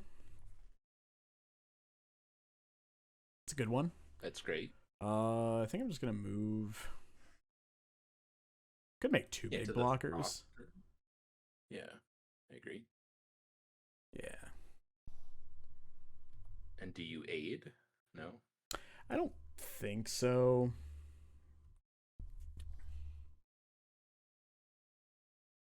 We can go. Okay. Yeah. Really sure it matters either way. I'm not super worried about it, is kind of where I'm at. All right, so yeah, there's definitely a build with like they don't he wasn't playing Chalice a while ago, so or recently. So I don't think Portable Hole's good. I think Lightning Bolt's quite good though. Tagging Glaring Fleshraker is so good. And the haste one as well. Oh, that's true. I hadn't even considered that, but yeah, that's way better. So against, this is why I write this stuff down. So I'm like, ooh. So I liked Wear Tear. Needle. Yeah. Since we know they're not on Karn, I like cutting the needle. Like, I think both Needle and Bobble are kind of meh. Agreed 100%. Can it just be a Tezz? Like, I feel like Tezz is not that impressive since we don't have a relevant Silver Bullet, and then also they're aggressive. I think trimming a Tezz makes a lot of sense here. I think we can also potentially. I don't even know if we need these hate pieces. I don't think we do. I don't. The wear tears. Are you interested in like Surge? Like, I don't think I would touch Tear or Terror.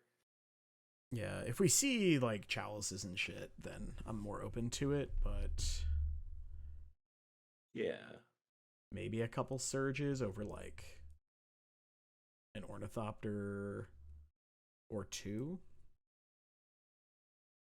Seems fine to me. On the draw, yeah, makes sense. Protecting our land from getting Myco spawned seems pretty good. Yeah, like protect your land, protect from part of a KCOM. Sounds good. Easy peasy. The only question is, are we? I think we're aiding on one, right? Yeah, I think so too. Cool. Maybe we bolt on one. Interesting. You think that's better than? Nah, we'll just aid. We'll just aid. I guess. Hold up. So next turn, you would like we're always just Cutter Thopter Plus next Thopter, turn yeah. anyway. So we probably just wait. So maybe you just hold aid. Yeah, just like hold up bolt. And then maybe if they like Flesh Raker, we can just bolt it. Yeah. Yeah. Okay. Yeah. If I was more confident they had chalices, I would be like way more into jamming the aid, but I am not confident in that anymore. It's not even that good. Like if they chalice on one, it's like, oh, like I mean, I guess it helps with Saga. Yeah, I think I'm just bolting here.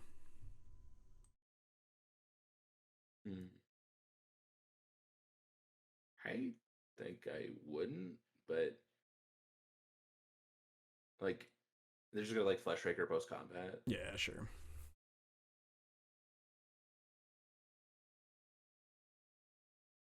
Yep, good call. Pow. Lightning bolt is powerful magic. Ooh, let's go. All right. Oh, I love that card. Oh god, it makes me so happy. So the question here, of course, is I mean, I'm just shoving with this guy. We're just gonna try to race, right? I mean, you could block. Like you are just gonna smash them for 1,000 next turn, but yeah, I'm just getting in there.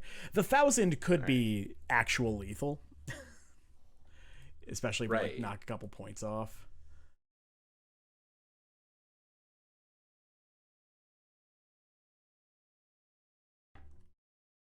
Sure, trample guy, you got it.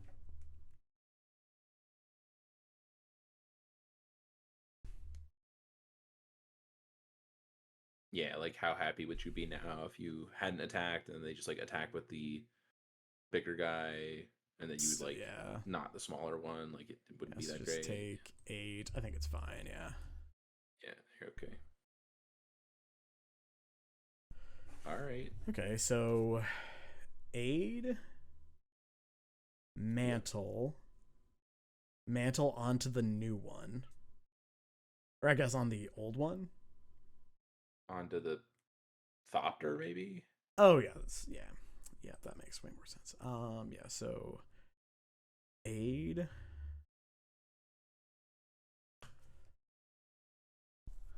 Could also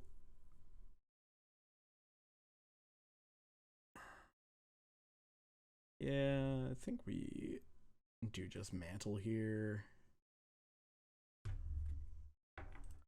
Alright, so always yield to these triggers.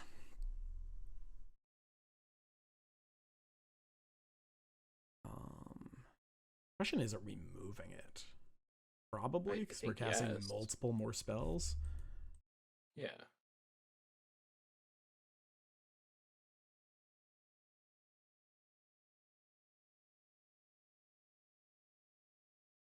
Yeah, bobble for sure. Yeah. And then Okay, so you have 7 right now. I think Whatever you play. I think we just gift here because then they're likely to respond with a dismember. Okay. I'm just curious what we're gifting for. Like, am I getting a Shadow Spear or am I getting another hammer? I'm inclined to get a Shadow Spear. That could be wrong. It's weird. Like, I think we're presenting lethal here, and if they have a spell, then we don't have lethal either way. That's true. So, like, if you play around Dismember, then like Shadow Spear still gets countered by the Dismember. Yeah. Okay, maybe you're just like just going for lethal any which way. Yeah, so fuck it. Let's ball.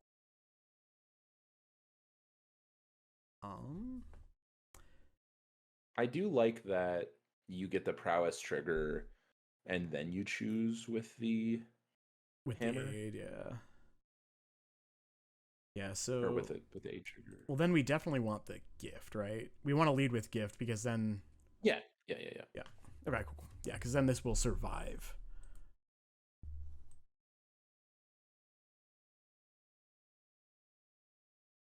Yeah. All right. Yeah, I don't think it matters. So it's kind of like if they have it, they have it. Mm-hmm. I guess they would. Well, no, they die if they dismember this monk now. Oh, sure. Yeah, because they take 4 to do it. All right. Becomes a 1/1. Yeah, that's actually ridiculous. Like how. Let's go. That's a good turn 3. That like I think we need to like pause for like if you're watching, like I don't know if people realize how impressive that was. Like we're over here, we're talking about the dismember. We're like, okay, like how do we go around this? So even if they dismembered at an earlier point where they could have dismembered, like let's say they killed a bigger monk. Sure. They still die. Like it actually didn't matter that they had it. That's because wild. Of how good Steel Cutter is. And particularly this Steel Cutter aid interaction of my guy is bigger, so now you can't stop it targeting. I will say the build we're on now with literal 7 creatures in it, you get a lot more prowess triggers. That's you get a lot more of those. I'm sorry. I was very impressed by. Yeah. They had a very good start, and the interaction, and it didn't matter, which I guess is what we want in a deck we're playing. So. Yeah. No, that's cool. Kind of ridiculous. I do understand. We did also draw. What was it? The bauble that turn, which was actually very relevant. Yeah, it was the extra trigger, which why we play so many. But yeah. It's also worth saying that if we didn't have Mantle in hand, we could have gone aid for Mantle to still get that trigger and still be able to hammer and everything. Yeah, just so quote unquote like cycle for free. It's like it's like the weirdest Manamorphose you've ever seen. It's what? Yeah, exactly. It's free 0 mana plus 4 damage, right? On the play, I might keep this. On the draw, I'm definitely not. It's like, how much do you believe in this cutter? Yeah, I mean, I don't believe in it enough to keep a 5-land 0 Mox Opal hand. I'll tell you that much. It is a double Saga hand. I like. The funny thing is that there are matchups where this hand is actually just excellent, but we don't know what they're doing. So I can Google things. Anything recent? Looks like they're on Boros. So I think this is way too slow. Yeah. Yep. Especially on the play, I think it'd be reasonable, but yeah, on the draw, just so slow.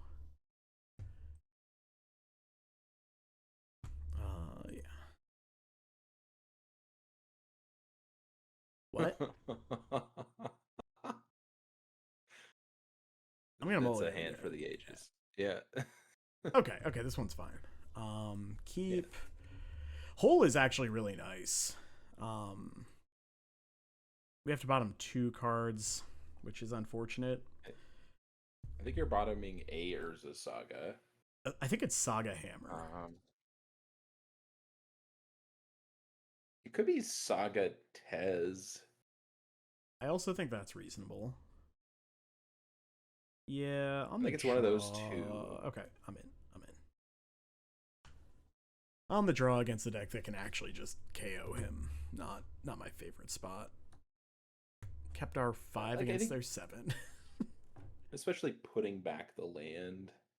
Yeah. And like, I think you have to put back the land. I guess we could have kept Tezz and put back Paladin. So there's like a put back Paladin Hammer. I think having the Equipper is just way more. What the hell? Yeah, I agree. Oh, well, I still like what we did. So. Yep. All right, well. Go to hell, Amulet. My opponent seems nice, not him.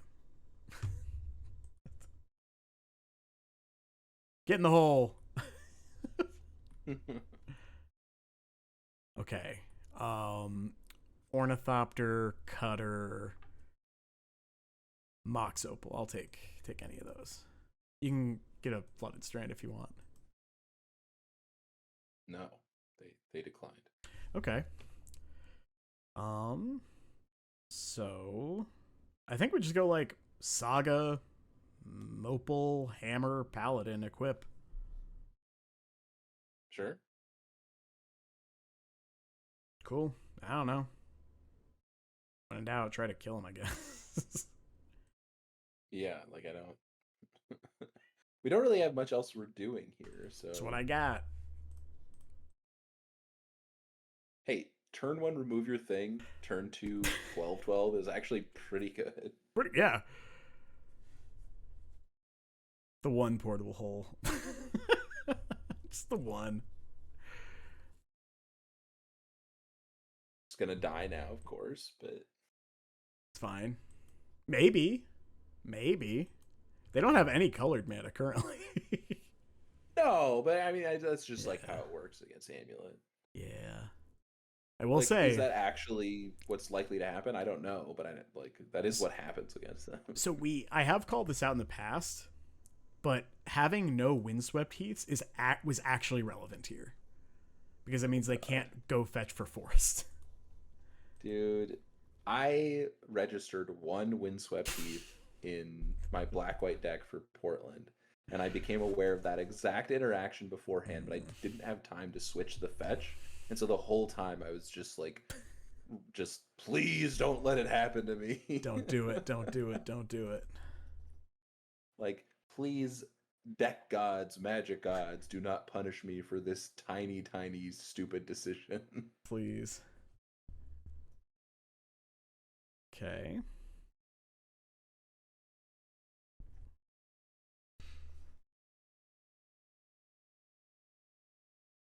I would take most cards, honestly. Don't they play like a Lush Bordico or like a Hedge Maze or something? I think it depends on the build. Okay. So I would assume so. They could have maybe done something with your fetch land, is what we're saying. Yeah.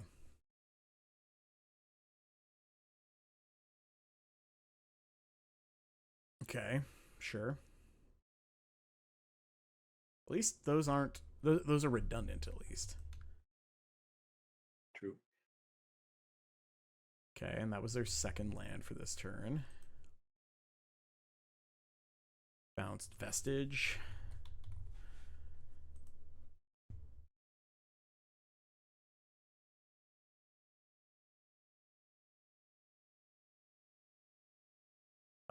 Maybe they don't have a blocker or a Boseiju, and we draw a hammer. Maybe that happens. Would be awesome. We're not dead yet. Yeah, I know. I mean, they're not dead yet either, but maybe we'll draw like Mantle into another one. Cutter into. Yeah, just like chain off a couple things. That'd be nice. Okay. Okay. Okay, I mean, I did specifically name that one. you specifically threw that on the vision board.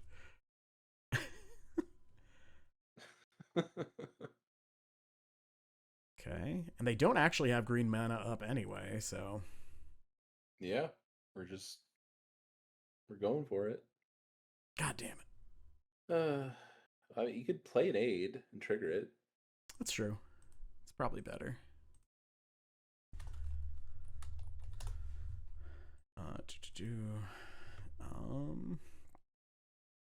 Yeah, I mean, it is an extra point of damage, so.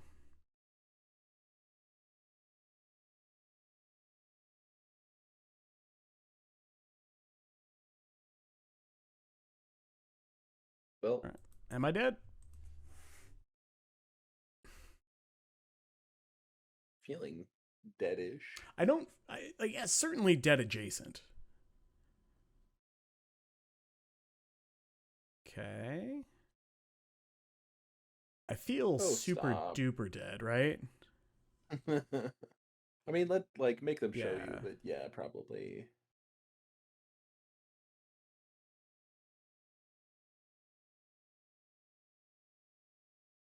Do you bring in the crypt against them? I don't think so. We could, but I don't think we do.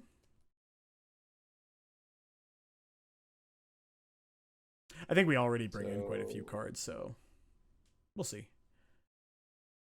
They have 9 mana. They put that back. Teleria West gets Pact. Pact gets the 2-drop guy. The 2-drop guy, yeah. They have 4 mana floating. They get back all of that, which lets them Pact again. Okay, I'm just gonna say we were on the draw, and this was our 5 against their 7, so it's like I don't even feel that bad. So if I was not streaming, I'd probably just sit here because they're playing pretty slowly. But what is they now get? Is it now they get Titan? Is that what happens? I think and then they get the Poppy land, I think. Yeah, I know what it is, the mirror pool. The mirror pool. Yeah. So I think it's tutor Titan, get mirror pool, and they can make infinite mana, infinite Titans, I think. Something like that. Yeah. Oh, they just had Titan also. Lovely. Cool. All right, yeah, I'm good. Just gonna move on with my day. All right. So Wear Tears, easy. Elish Norn, easy. I think I'm honestly inclined to just bring in the portable holes anyway. Yeah, I think it's necessary. Are you interested in Surge against them at all? Or no? A little bit, but not a lot of it. That makes sense. Sure. I think we can trim at least one cutter. I do think Vexing Bauble comes out because it's only good against Summoner's Pact. Yeah, I agree.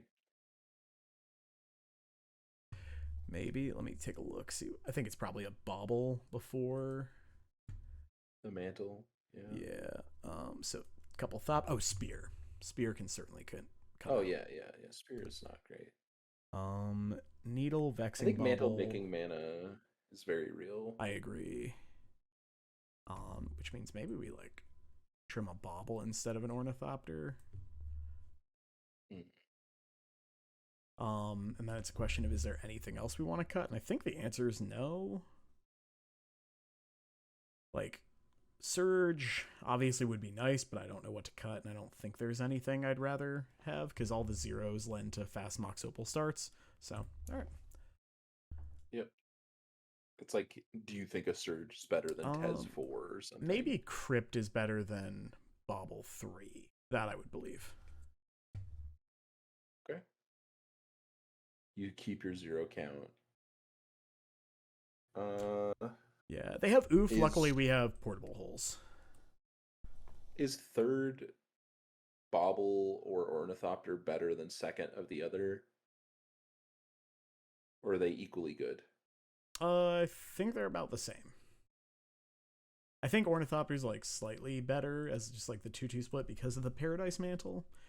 But yeah, I think that's... So should we have third Thopter over second Bauble? I don't think so. Oh, man. We get a Surveil. I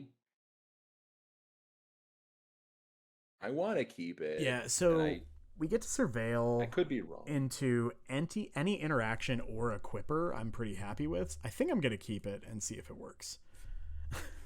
Yeah. I mean, I feel like this is the kind of hand that, like, you will live or you will win or lose depending on what your draw is. Yeah. And I think I will deploy the Ornithopter this turn in case we draw like exactly Paradise Mantle. Or Aid. Yep. Or that. Yeah, Aid. Kill them? Question mark. Yep. Yep. I think the upside is probably worth the keep, but like this is like a very close keep, I think. I think so too. This is what we call a load-bearing Surveil.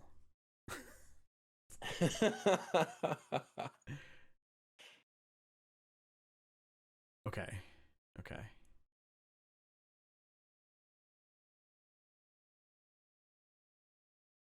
Nope. All right. All right. Okay. That's fine.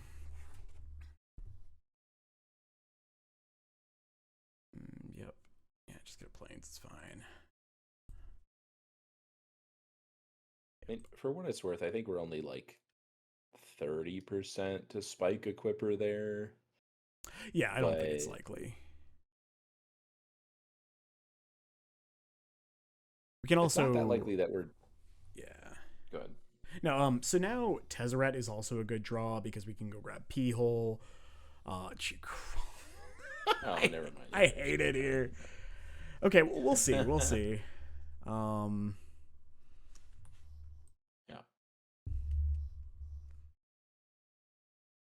Just the worst play experience. Note that if you do want to beat Amulet players, you just force them to click through their whole infinite combo. Just like go get a snack. And they'll probably just time out. Okay. Oh, that's a sign of weakness, I think. Yeah, it's not. It's a sign that they probably don't have Titan in their hand anyway. Which, that's the same thing, yeah. so. Yeah. They don't have Titan, they don't have Scape Shift, I think. Deal. Give me that Surveil land. Second Surveil land. I don't think we can do that. No, we cannot. But I think our chances of finding an equipper just went up like irrelevant decent amount. I mean, yeah, yeah. But if we find the equipper, and third Surveil here, you know. Oh god. Clearly mistakes. Yeah, just if we had found a Titan or like straight up. I guess we couldn't cast Elish Norn. Maybe that means I'm supposed to cast this hammer here. I think it does. We missed out on a point of damage. It's fine. Yeah, whatever. Yeah, now it's like they clearly didn't have a lot of action last turn. Let's hope that stays the same. No, just second bounce land. All right. Did they top the Surveil? Like, there's nothing in the yard. So... Correct. Yeah, so we're probably dead. Yeah.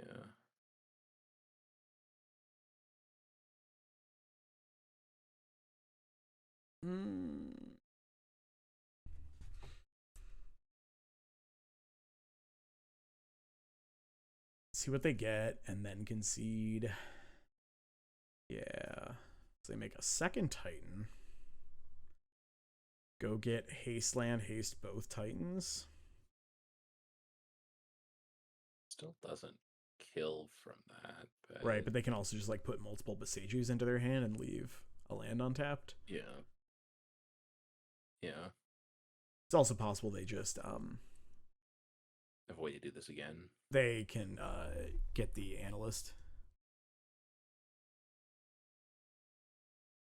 Oh, sure. Like they sack the mana, get... Well, they don't have enough mana to like... Oh no, they probably do have enough mana to do this shit. So much mana. Yes, they make another one. I don't want to sit through this. I assume we're dead. I cannot imagine a world in which we are dead. We're not dead, you mean? Yeah. Yeah, I'm just gonna move on. Yeah, it's pretty rough when they just have double Amulet naturally. Like, I really wonder about that hand. Like, I think it was very, very close. Like we do, we were looking at the odds of finding a equipper, which I said we're about 30%. So it's not just equipper, right? So it was... Yeah, that's what I was gonna say. Yeah. So it was equipper, Tezzeret, portable hole. We had 2 of those at that point. Wear tears are also quite good there. Elish Norn, I think it was pretty reasonable. I think Norn might not be good enough with that hand. We did have a Mox Opal turned on, so that's why I'm like, okay. And a lot of times I do see Amulet players keep like slightly slower like controlling hands, which we did see them keep, and they probably just like ripped second Amulet. Yeah. In the blind, we can bobble ourselves if we don't like it. Surveil. Interesting. I'm almost, well, it's like not bobbling lets you keep the Opal online, but, or maybe turn on Opal, but it's true. We could. Do you want to surveil first? It's kind of weird. Yeah, I can't imagine. But it like lets us turn to Tezzeret. Right. If you found a... I think I'm gonna bobble myself. Okay.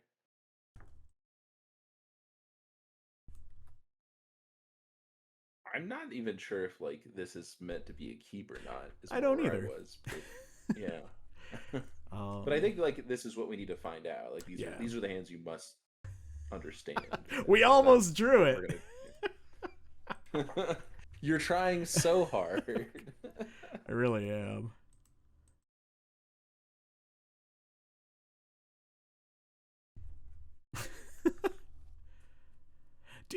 Yeah. I'm ready to like surveil it to the yard now. Right. Just surveil the other one. Yep. Devin, I agree. Like, I don't know. Amulet's still just the most miserable card in the entire format. Like, not remotely close. Yeah, all right. Yeah, it's fine. Yeah. This is a very like mid-rangey hand. Yeah. Thankfully we're on the play. Yeah.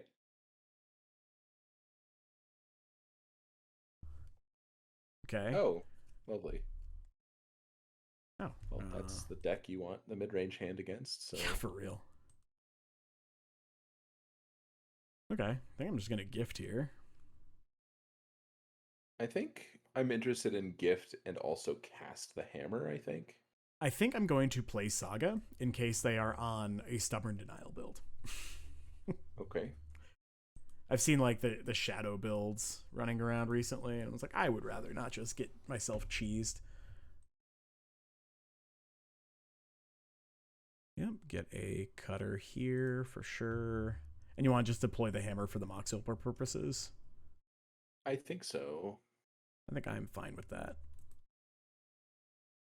The Tezzes mean we're not going to have trouble triggering cutter, so. Yeah.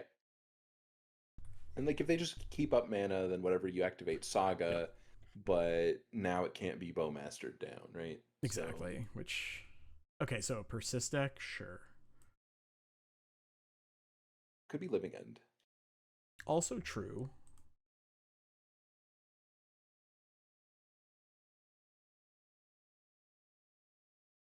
Although I don't know if they usually play Troll. No, there's like the two builds of Living End, right? There's the Bant build, which obviously this is not, and then there's the Bug build, which is playing the Overlord. Right. Okay, I don't think it's Living this End. is. No, I don't think so either. Sure, what do you want? I think I'm pretty happy to get like a Tezzeret down here. Yeah, I agree. Just like Tezz get Bobble? Or hear me out, potentially like Tezz go for an ult. Oh. Ooh, that's pretty nice. All right, do you have Force? No, love that for me. Okay.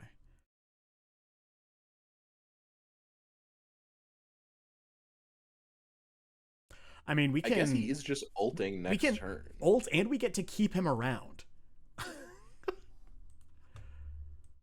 Okay. Okay, yeah, I'm in. That's impressive, and you get to like free counter on your Ornithopter too. Oh hell yeah! Where's Josh?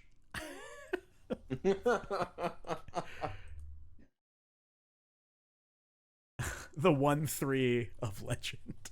Yeah, so we get to float, like make a construct, bring him to 7, go get probably a cage or a I don't know, something. Ultimate him. Start attacking with hammer. Sure. Okay, grab Needle, name Frog. Yep.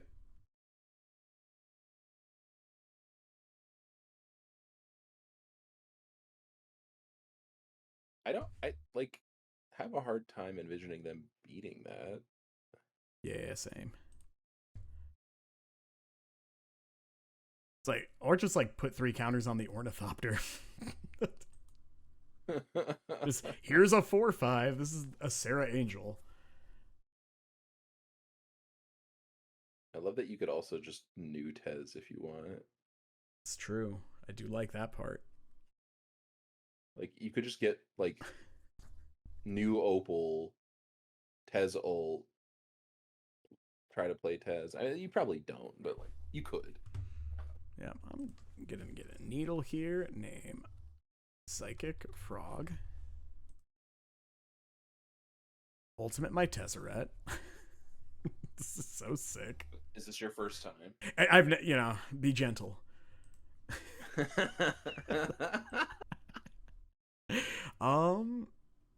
Yeah, I mean, yeah. I think we attack with the hammer. Frankly. Right, like. Okay, all right. Yeah.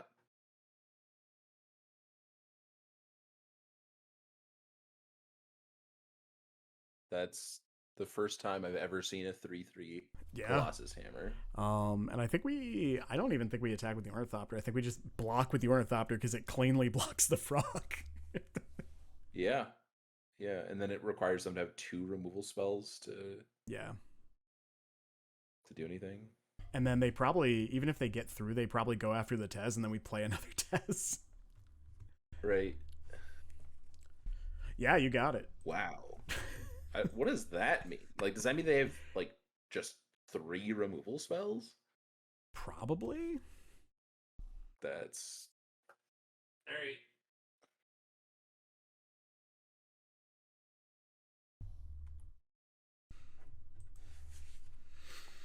Yeah, what you got for me?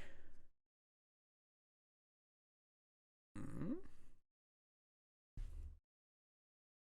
Okay. Just tap land.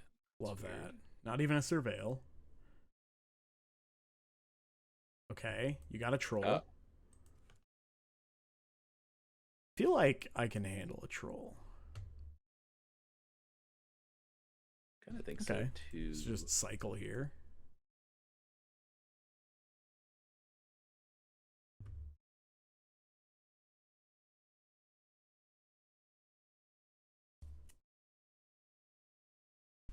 Just get a counter on Tezz, draw a card. Yeah. Kind of in.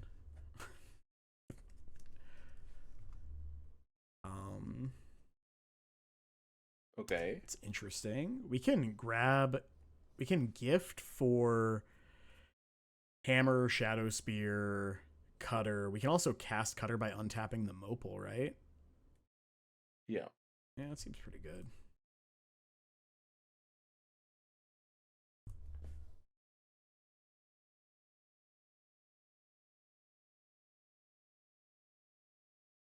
Could also... Oh, Sure. okay. Okay. I was gonna say you could get Mantle and then like Yeah, that would let you Tezz. But... I think what I'm gonna do is I'm going to put 3 counters on the Ornithopter, attack with it, and then untap it with the Tezz. That's sick. I'm in. Let's go. This is a beefy ass Ornithopter. They can't even block. Like, we could attack with the Construct too. I don't think we're supposed to. Oh, and it becomes a 5/7. Yeah. Because why not? I mean, we don't have blocks on the Troll. But This is true. Troll's probably just clearing Tezz, and then new Tezz kills them if they don't have something. Yeah. We could have put the counters on the Construct and then just served. True. Okay, yep. Tezz, so good. Yeah. The super duper menace. Josh, that is not a 1/3 Ornithopter. It was. Last turn it was a 1/3. At one time it was, yes. This is something you'd reanimate. We got a big raid coming in from the Ball Master himself. What is up, Corey? People, welcome to the stream. We have a Tezzeret emblem going. And we're gonna see if we can beat them. We got Psychic Frog needled, playing some Hammer time. You wouldn't know it. It's just Tezzeret time right now. Yeah, it's Tezzeret control right now. So we can just Tezz grab Portable Hole. I don't hate that. Sadly, we can't. I mean, so here we are. Okay, so we play Cutter. We can play through a Spell Pierce. So we go Cutter, equip to Ornithopter, goes to a 6 and then to a 9. I still think it's probably Tezzeret, right? Goes to 9? Yeah. It's like so that's exactly one less than I want it to be. It is in fact one less. I kind of like leading with Cutter. You could wait a minute. The Ornithopter gets more counters, so it goes to. Oh, I see. Yeah. Still goes to 9. You could trample the Construct. I don't like that they can throw this, and then eat the Construct effectively. I guess we could eat the Oculus. I think that's the whole thing you want to do, right? I think I would rather keep more creatures around, because if they do like get an Archon in, then okay, I see. Sure. Then we just keep the Ornithopter around. Let's get 3 more counters. Appreciate it, Corey. Oh no, it's 9/11. No one's saying anything to the federal government. Don't look at this flying machine that's a 9/11. All right. Well, I feel like it'd be hard for them to actually kill us here, which is good. Exactly. This is a Colossus Hammer. We've built our own. All right. Did they find exactly another persist? So I assume this is like a Grixis Sin thing, right? Or no, because they're persist. No. So yeah, I think not Sin. It's Grixis persist. Okay. This doesn't even lose flying. Yeah. We might be dead now, yeah, because they get to get the Archon back and activate it. Ugh. Yeah. So there's 2 Archon triggers. You take 6 plus the Archon More than itself, enough, so yeah. 12. Yeah. All right. Needed them to break. That was very close. Yeah. So I like these 3. And probably the surges, and that's probably all we need. Yeah. I think Vexing Bauble is poor. Agreed. I think Needle is still fine. Yeah. I think like 2 baubles probably coming out. Yeah. I'm in. We could bring in Elishnorn for Archon. There we go. You sure could. That is a legal choice. Yeah, we have a lot of... Man, that was so close. Yeah. Really was. Yeah, so if we had... I don't think... Yeah, we didn't have anything to get with Tezz there that would have saved us either, so... Yeah, if we had a main deck, like Soul Guide over the Vexing Bauble, then we would have probably won that game. But I don't think that much of the meta is doing that type of thing. No, and I think it's fine. You can just play whichever. Does siding out those 0 drops make Tezz worse? Not really. Slightly, but we also brought in a Tormod's Crypt, so I think it's pretty close. I'm going to keep this. Yep. And I'm just going to play Sigarda's 8 on 1. I mean, I do think it makes it worse. Like, our cutter also gets worse, but is it actually, like, does it make them bad? No. Does it make them worse? Yes. Yeah, I think it impacts cutter more than Tezz. Okay. Let's see, yeah. Thankfully, they're a Grixis deck, so they probably have a lot of trouble addressing the enchantment card type. And now we can, like, flash in cutter on their turn. Yeah. Okay. Which looks like what I'm doing. Guess we flooded Strand. I might do it in response to them fetching, even. Yeah. I think we let them fetch, do their surveil thing, and then do it. Sure. Oh, cool. If they do just pass with mana up, I'll surveil. That's fine. Interesting. Yeah, I think that's fine to just wait. I guess so. Like, we just waste their mana. Yeah, we waste their mana, and we have Cutter plus, like, Shadow Spear on their end step to make a dude. Thanks, Cutter. That's very goofy. Aid's doing some fun stuff. Yeah, let's surveil. What do we got?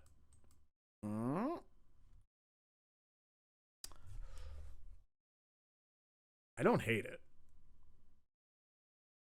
Is it? I don't think it's very good either, though, is the problem, right? I don't either. It's like, it's another mana. It's another cutter trigger, sure. Probably, but... Okay. Your turn.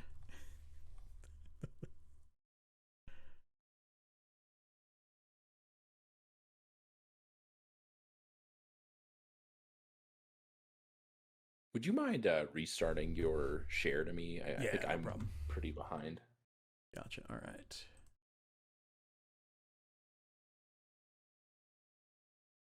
Here you go. All right. Thought Scour themselves. Thank you. Looting, Scour. I don't think... If they fetch here... Okay. So they do just clearly have up Spell Snare. Could be Pierce as well. They showed us Pierce last game. That's true. So, all right. Looting, sure.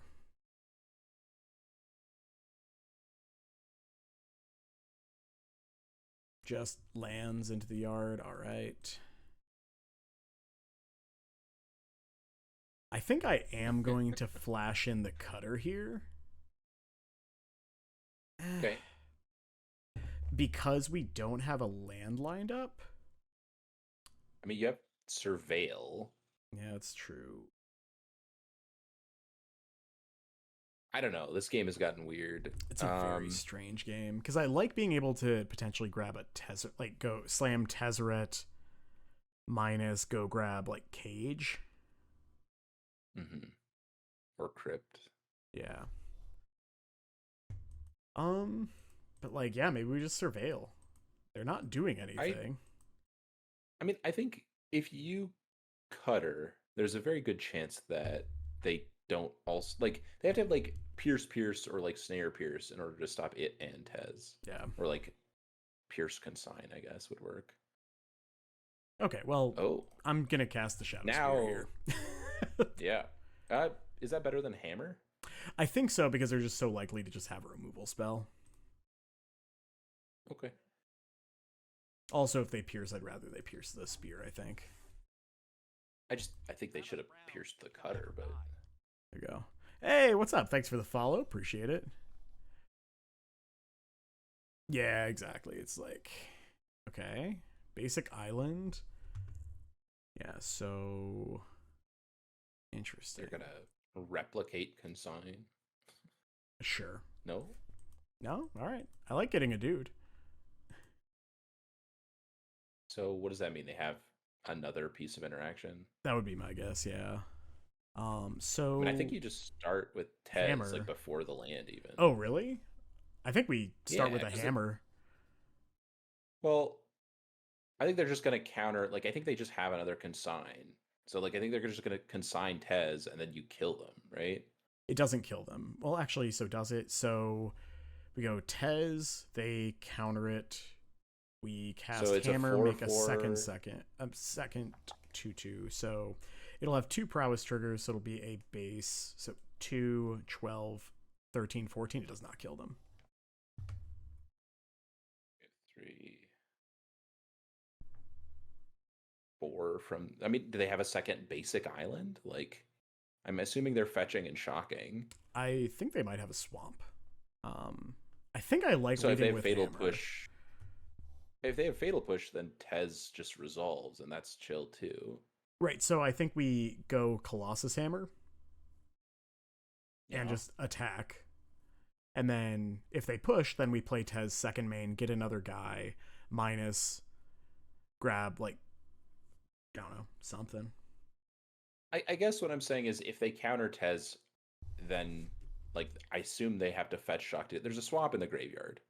So, like, in order for them to interact, like, we are sending 14 their way. Sure. And so, like, if they're only stopping one of my cards, I'd rather stop the card that doesn't kill them. And if they only have fatal push, then Tezz is resolving either which way. Okay. I'm fine with this then.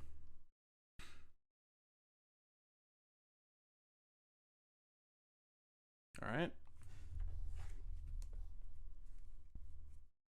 What you got for me? Yeah. Seeing that, yeah, I hadn't caught the swamp in the yard. Yeah, and if Roy agrees with you, if Gabe and Roy are both telling me to do this, I'm just gonna do it. that's the rule.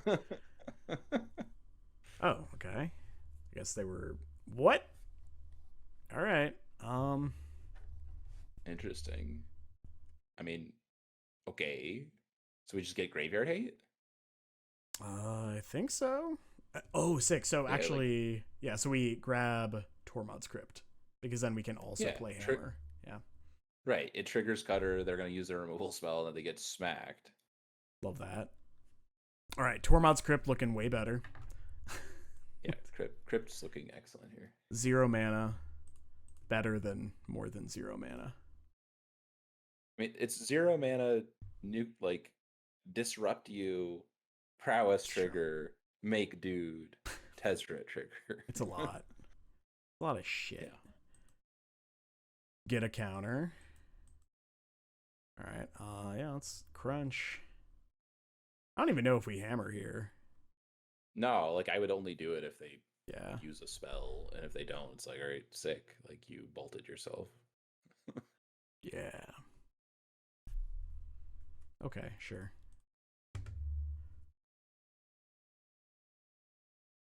Planes. All right. I'm actually going to let this resolve so I can't fuck up which one I'm targeting. I know my limits. Notably not lethal now, but I'll still a go to very good 1. turn. Yeah. Yeah. Question is, are we popping the crypt here?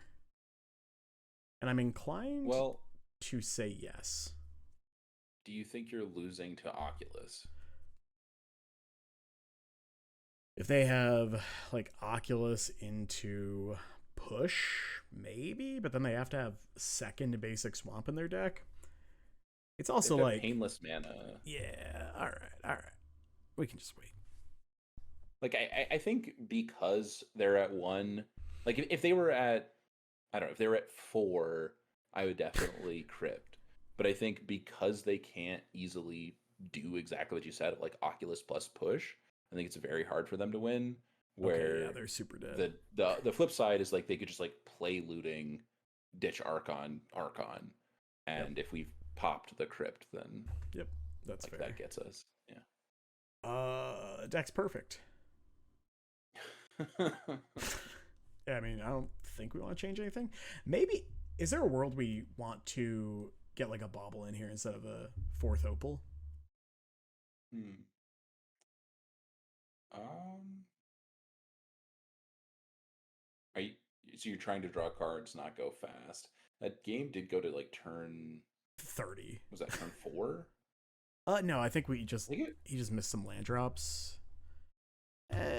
I'm gonna keep the $150 card in the deck. okay. I'm pretty sure that was turn 4 that we just killed them on.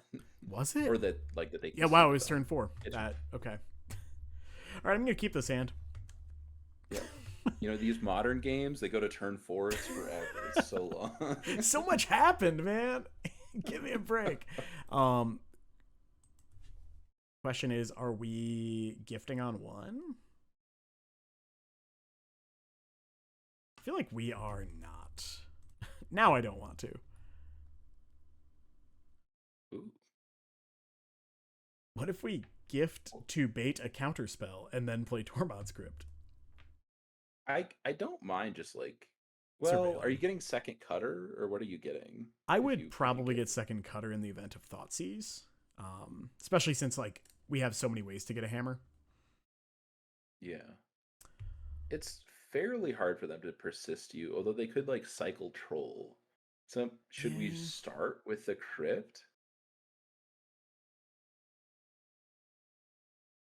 Well, I think I'd yeah, that's fine. All right, cool. Okay. What if we just surveil now? Why? So well, I guess they're probably thought scouring. Yeah. Yeah. Okay. Sure. All right.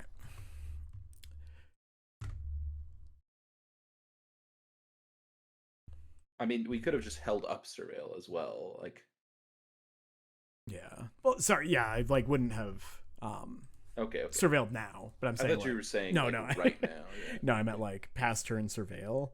I think this is fine. This see. way we have just 2 cutters lined up. I mean, I do also think this just beats them. So, like, just cut. Like, if a cutter resolves, we're probably going to win. Okay. Persistent into the Floodmaw. I don't think those are the cards they want to put in the yard. No. I feel no pressure to pop crypt now. No, they can't Oculus. I don't have. Yeah. Yeah, I'm good.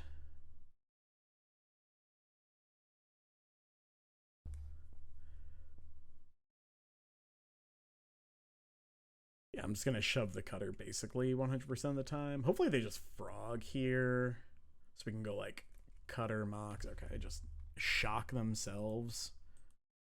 It's weird. I mean, I'm still just cuttering. Like, I don't think that changes. Okay, now anything. I'm definitely like, because yeah, our mana's gonna be tied up every turn for the rest of the game. All right.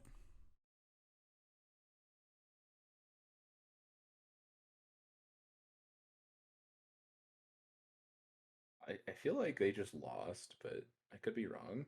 I mean, they certainly have like that unfair angle to their deck, so I could see us. We just like have have cutter going plus hate in play. Like, it's Yeah. But yes, they could like do it twice Push. or something. Okay. Thought Scour. I'm like kind of inclined to pop the relic in their turn, the crypt in their turn, in case of Oculus, but maybe we just beat an Oculus anyway. I think we do. How are you beating an Oculus? We go second Cutter. So if we hit a land, we just get to go like Tezz, grab cage, play cage. Yeah. And then the Oculus doesn't make anything. And like if we don't hit a land, we can just go like Cutter, hole their manifest guy, attack, or I guess like hold up, and then potentially go again. I don't think I'm popping the crypt though. Yeah, I think the fact that it turns off Opal here is very relevant. Yeah, that's the other piece. Shock again? Okay. Yeah, so here's the Oculus. Mm-hmm.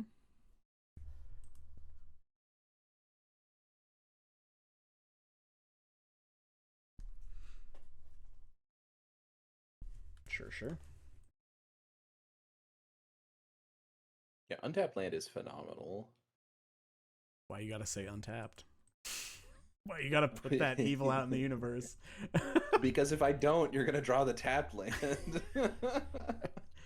I would even accept a Mox. Wow, that was a good Oculus. So I think it's just like Cutter, hole, eat your manifest guy, pass. Yeah, I think so too.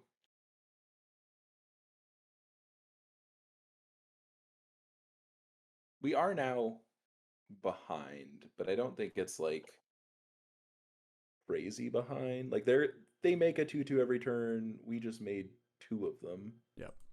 So that's pretty good. I think so.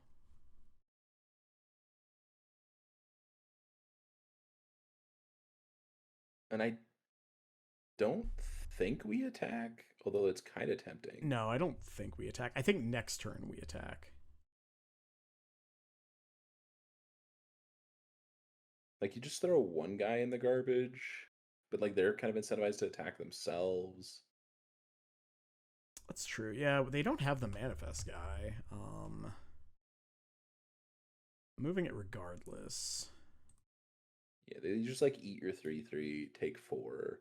Actually, take 4 is they're super good. low. Yeah, okay. Especially since we absolutely have double spell lined up next turn. Right, in several ways. Oh, I love this. It was a fatal push. Portable hole with fatal push exiled is that's just nice. I like that. It's good honest living. All right. Everyone who came over, especially from Corey's stream, appreciate you hanging out. Hopefully this is something you're probably not seeing on other streams. Looting away, you got it. Okay. 2 Archons in the yard. All right. Crypt looking very good.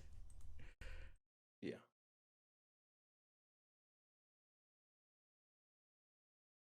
And no attacks. I'm very happy with no attacks. Yeah.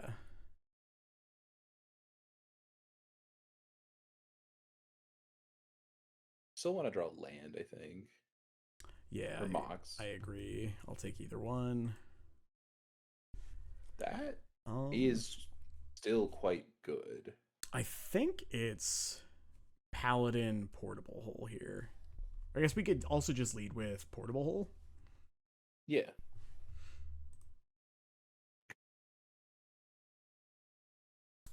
Look at the prowess triggers. We're the prowess deck. This is just white-red prowess. Exactly. Yeah, okay. Clearly. Target that. What are we getting this time?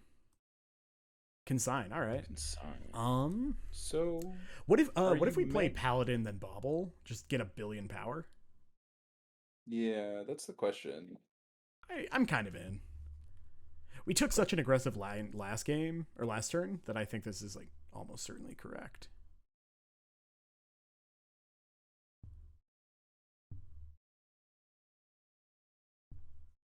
Yep. All right. It is just a lot. It's of a damage. ton of and damage. it also it taxes removal even if they have it, right? Like, because they need to kill a monk and they need to kill the paladin. Yeah. So yeah, I guess they don't have to kill the paladin, right? I mean, Yeah. they want to kill both is the point. Yeah. All right. Attack with everybody but the paladin. Attack for 12 across 4 bodies.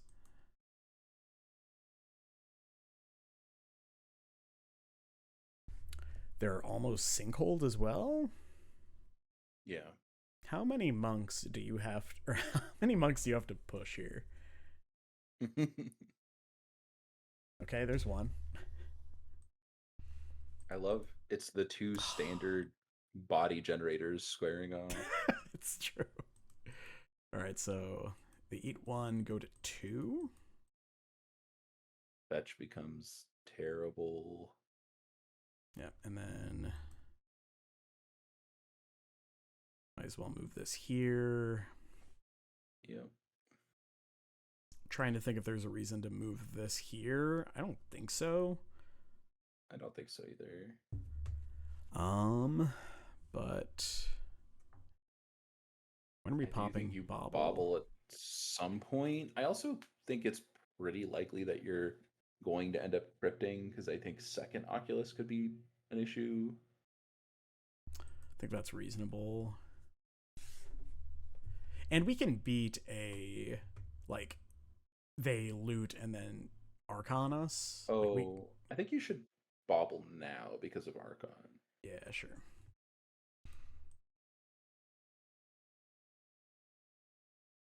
Another fatal push, pretty annoying. So they have 3 cards in hand. Yeah, so we probably not now. Do it until upkeep. Yeah, but probably we are doing it on upkeep. Cycling Unearth, okay. So we know they have push. All right, let's draw a card.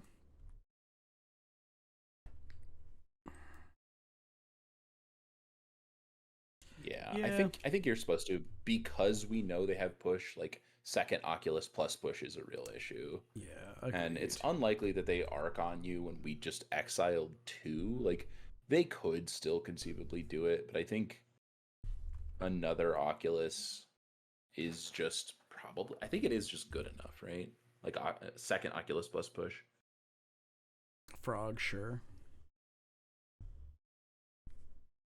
Yeah, so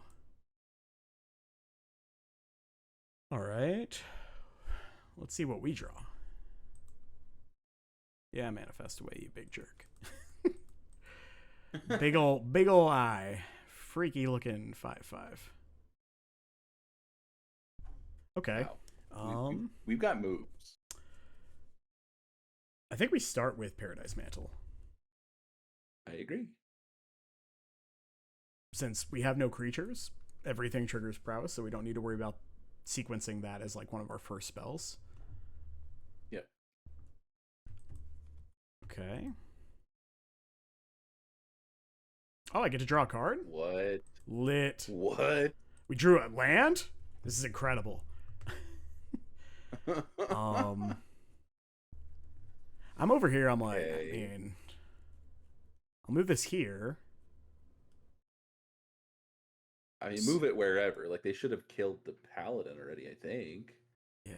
I think I move it here because I think they want to kill the paladin. I think we should opal, like, well, I think we go first. Well, my kind of thoughts are now we can pay for a Pierce with a Tezz, and then we get the Mox Opal. But I guess the mana doesn't matter, or the extra counter on Tezz doesn't really matter, right? Yeah, I don't think so. Like, I think we need to end the game. Like, we're trying to kill him this turn, so. Agreed. We do have a billion mana with the mantle. I love this Yeah. card. This card is currently better than Black Lotus because it even drew a card. Uh, yes. Yes. I'll keep this one. Okay. Here's a Tezzeret. Is this good? Tezzeret is actually Boros Charm. Oh, we win. That's fair. That's a billion damage. Okay, okay. So 3-2 lost to Amulet, what felt like a very high end of their draw, but like it's Amulet, so whatever. I'm fine. And then we lost to, was it like a Grixis? What? It was Samwise combo. Oh yeah, it was Samwise combo where we kept probably too slow a hand. But I don't know. It felt pretty good. Yeah, those were great games. Did. So let's take a look. I liked it a lot. Honestly, like I did too. I was happy with the mantle. Like I think that was a good swap. Here, actually, since it's not letting us. Okay, there we go. Yeah, I like the mantle as well. I'm a little unclear on the board still. Like, we didn't get to see Elish ever. Mm-hmm. We also didn't play against Black White, which I think is where she really shines. Right. I think second portable hole was very good. I think 3 bolts is good. I am maybe considering if we did want the third hole ever, but like I don't. It's a little hard to say. Yeah.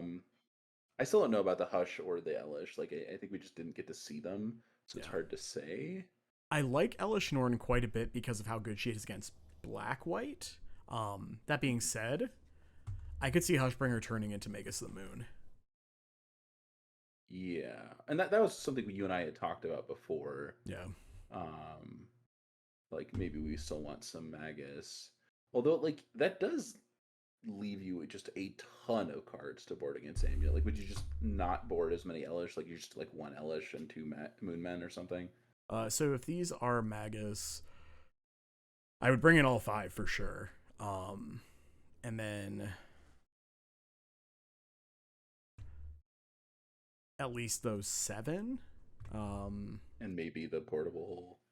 Yeah, the portable hole's kind of the extra potential.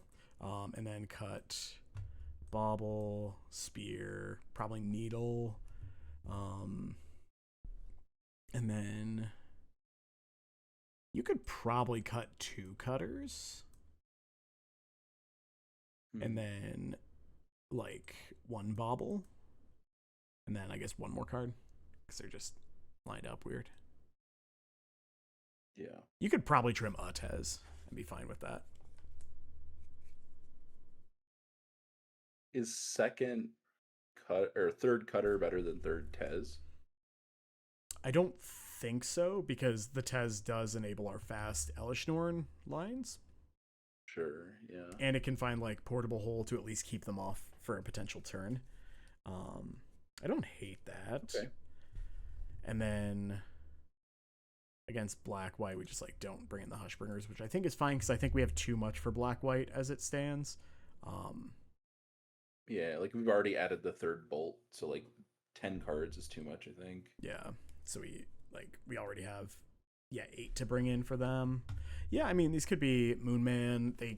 The other problem is like I don't know what I want them to be. I think if I do want to beat Amulet, which I usually do, you can just play a couple Magus. I think we could reasonably play like a couple Orum's Chance if you want to focus more on the combo matchup. But yeah, and Tezz looked great. The hands where I kept where it was just like just Tezz and nothing else, that's not great, but I think that's most cards. So sure. I could see the Vexing Bauble being the Crypt. Oh, interesting. Mostly because the ability to just have another 0 is just kind of good.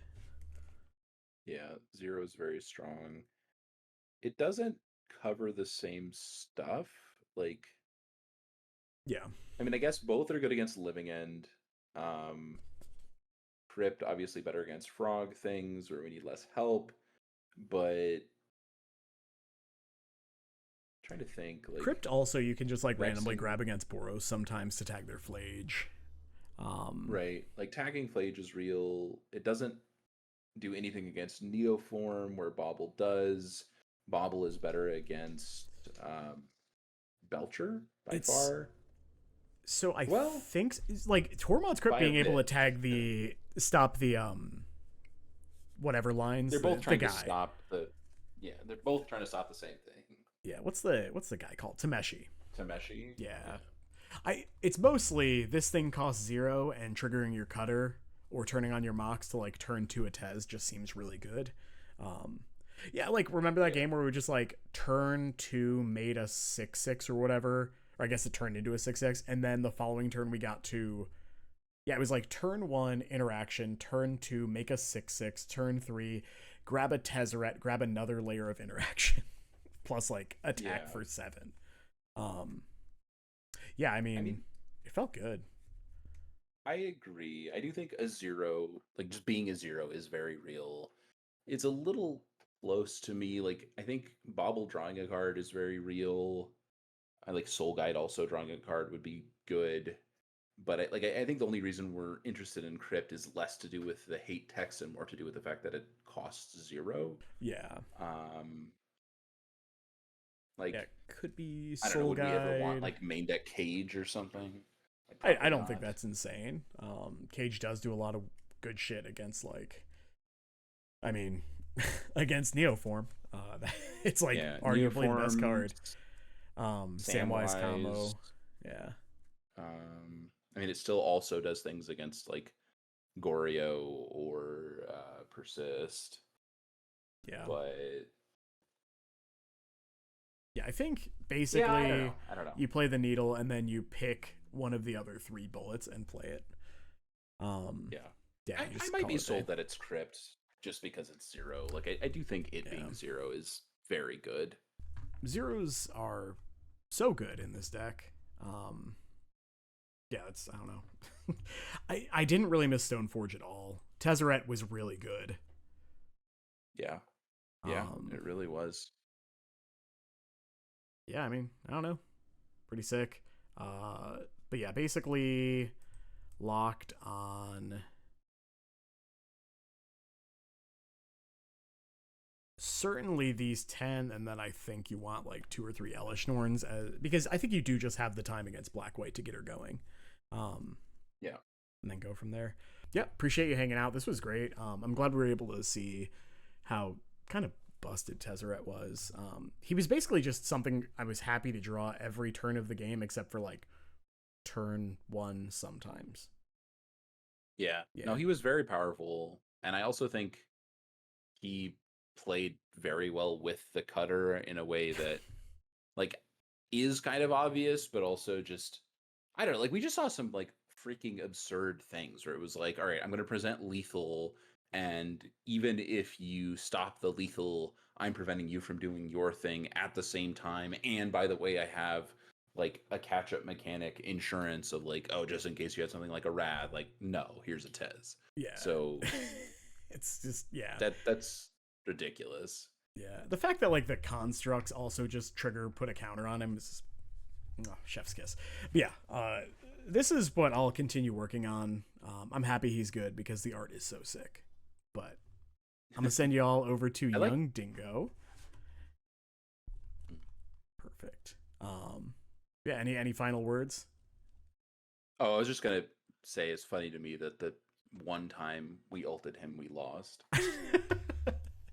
Yeah, but at least we got to have the 9/11 ornithopter.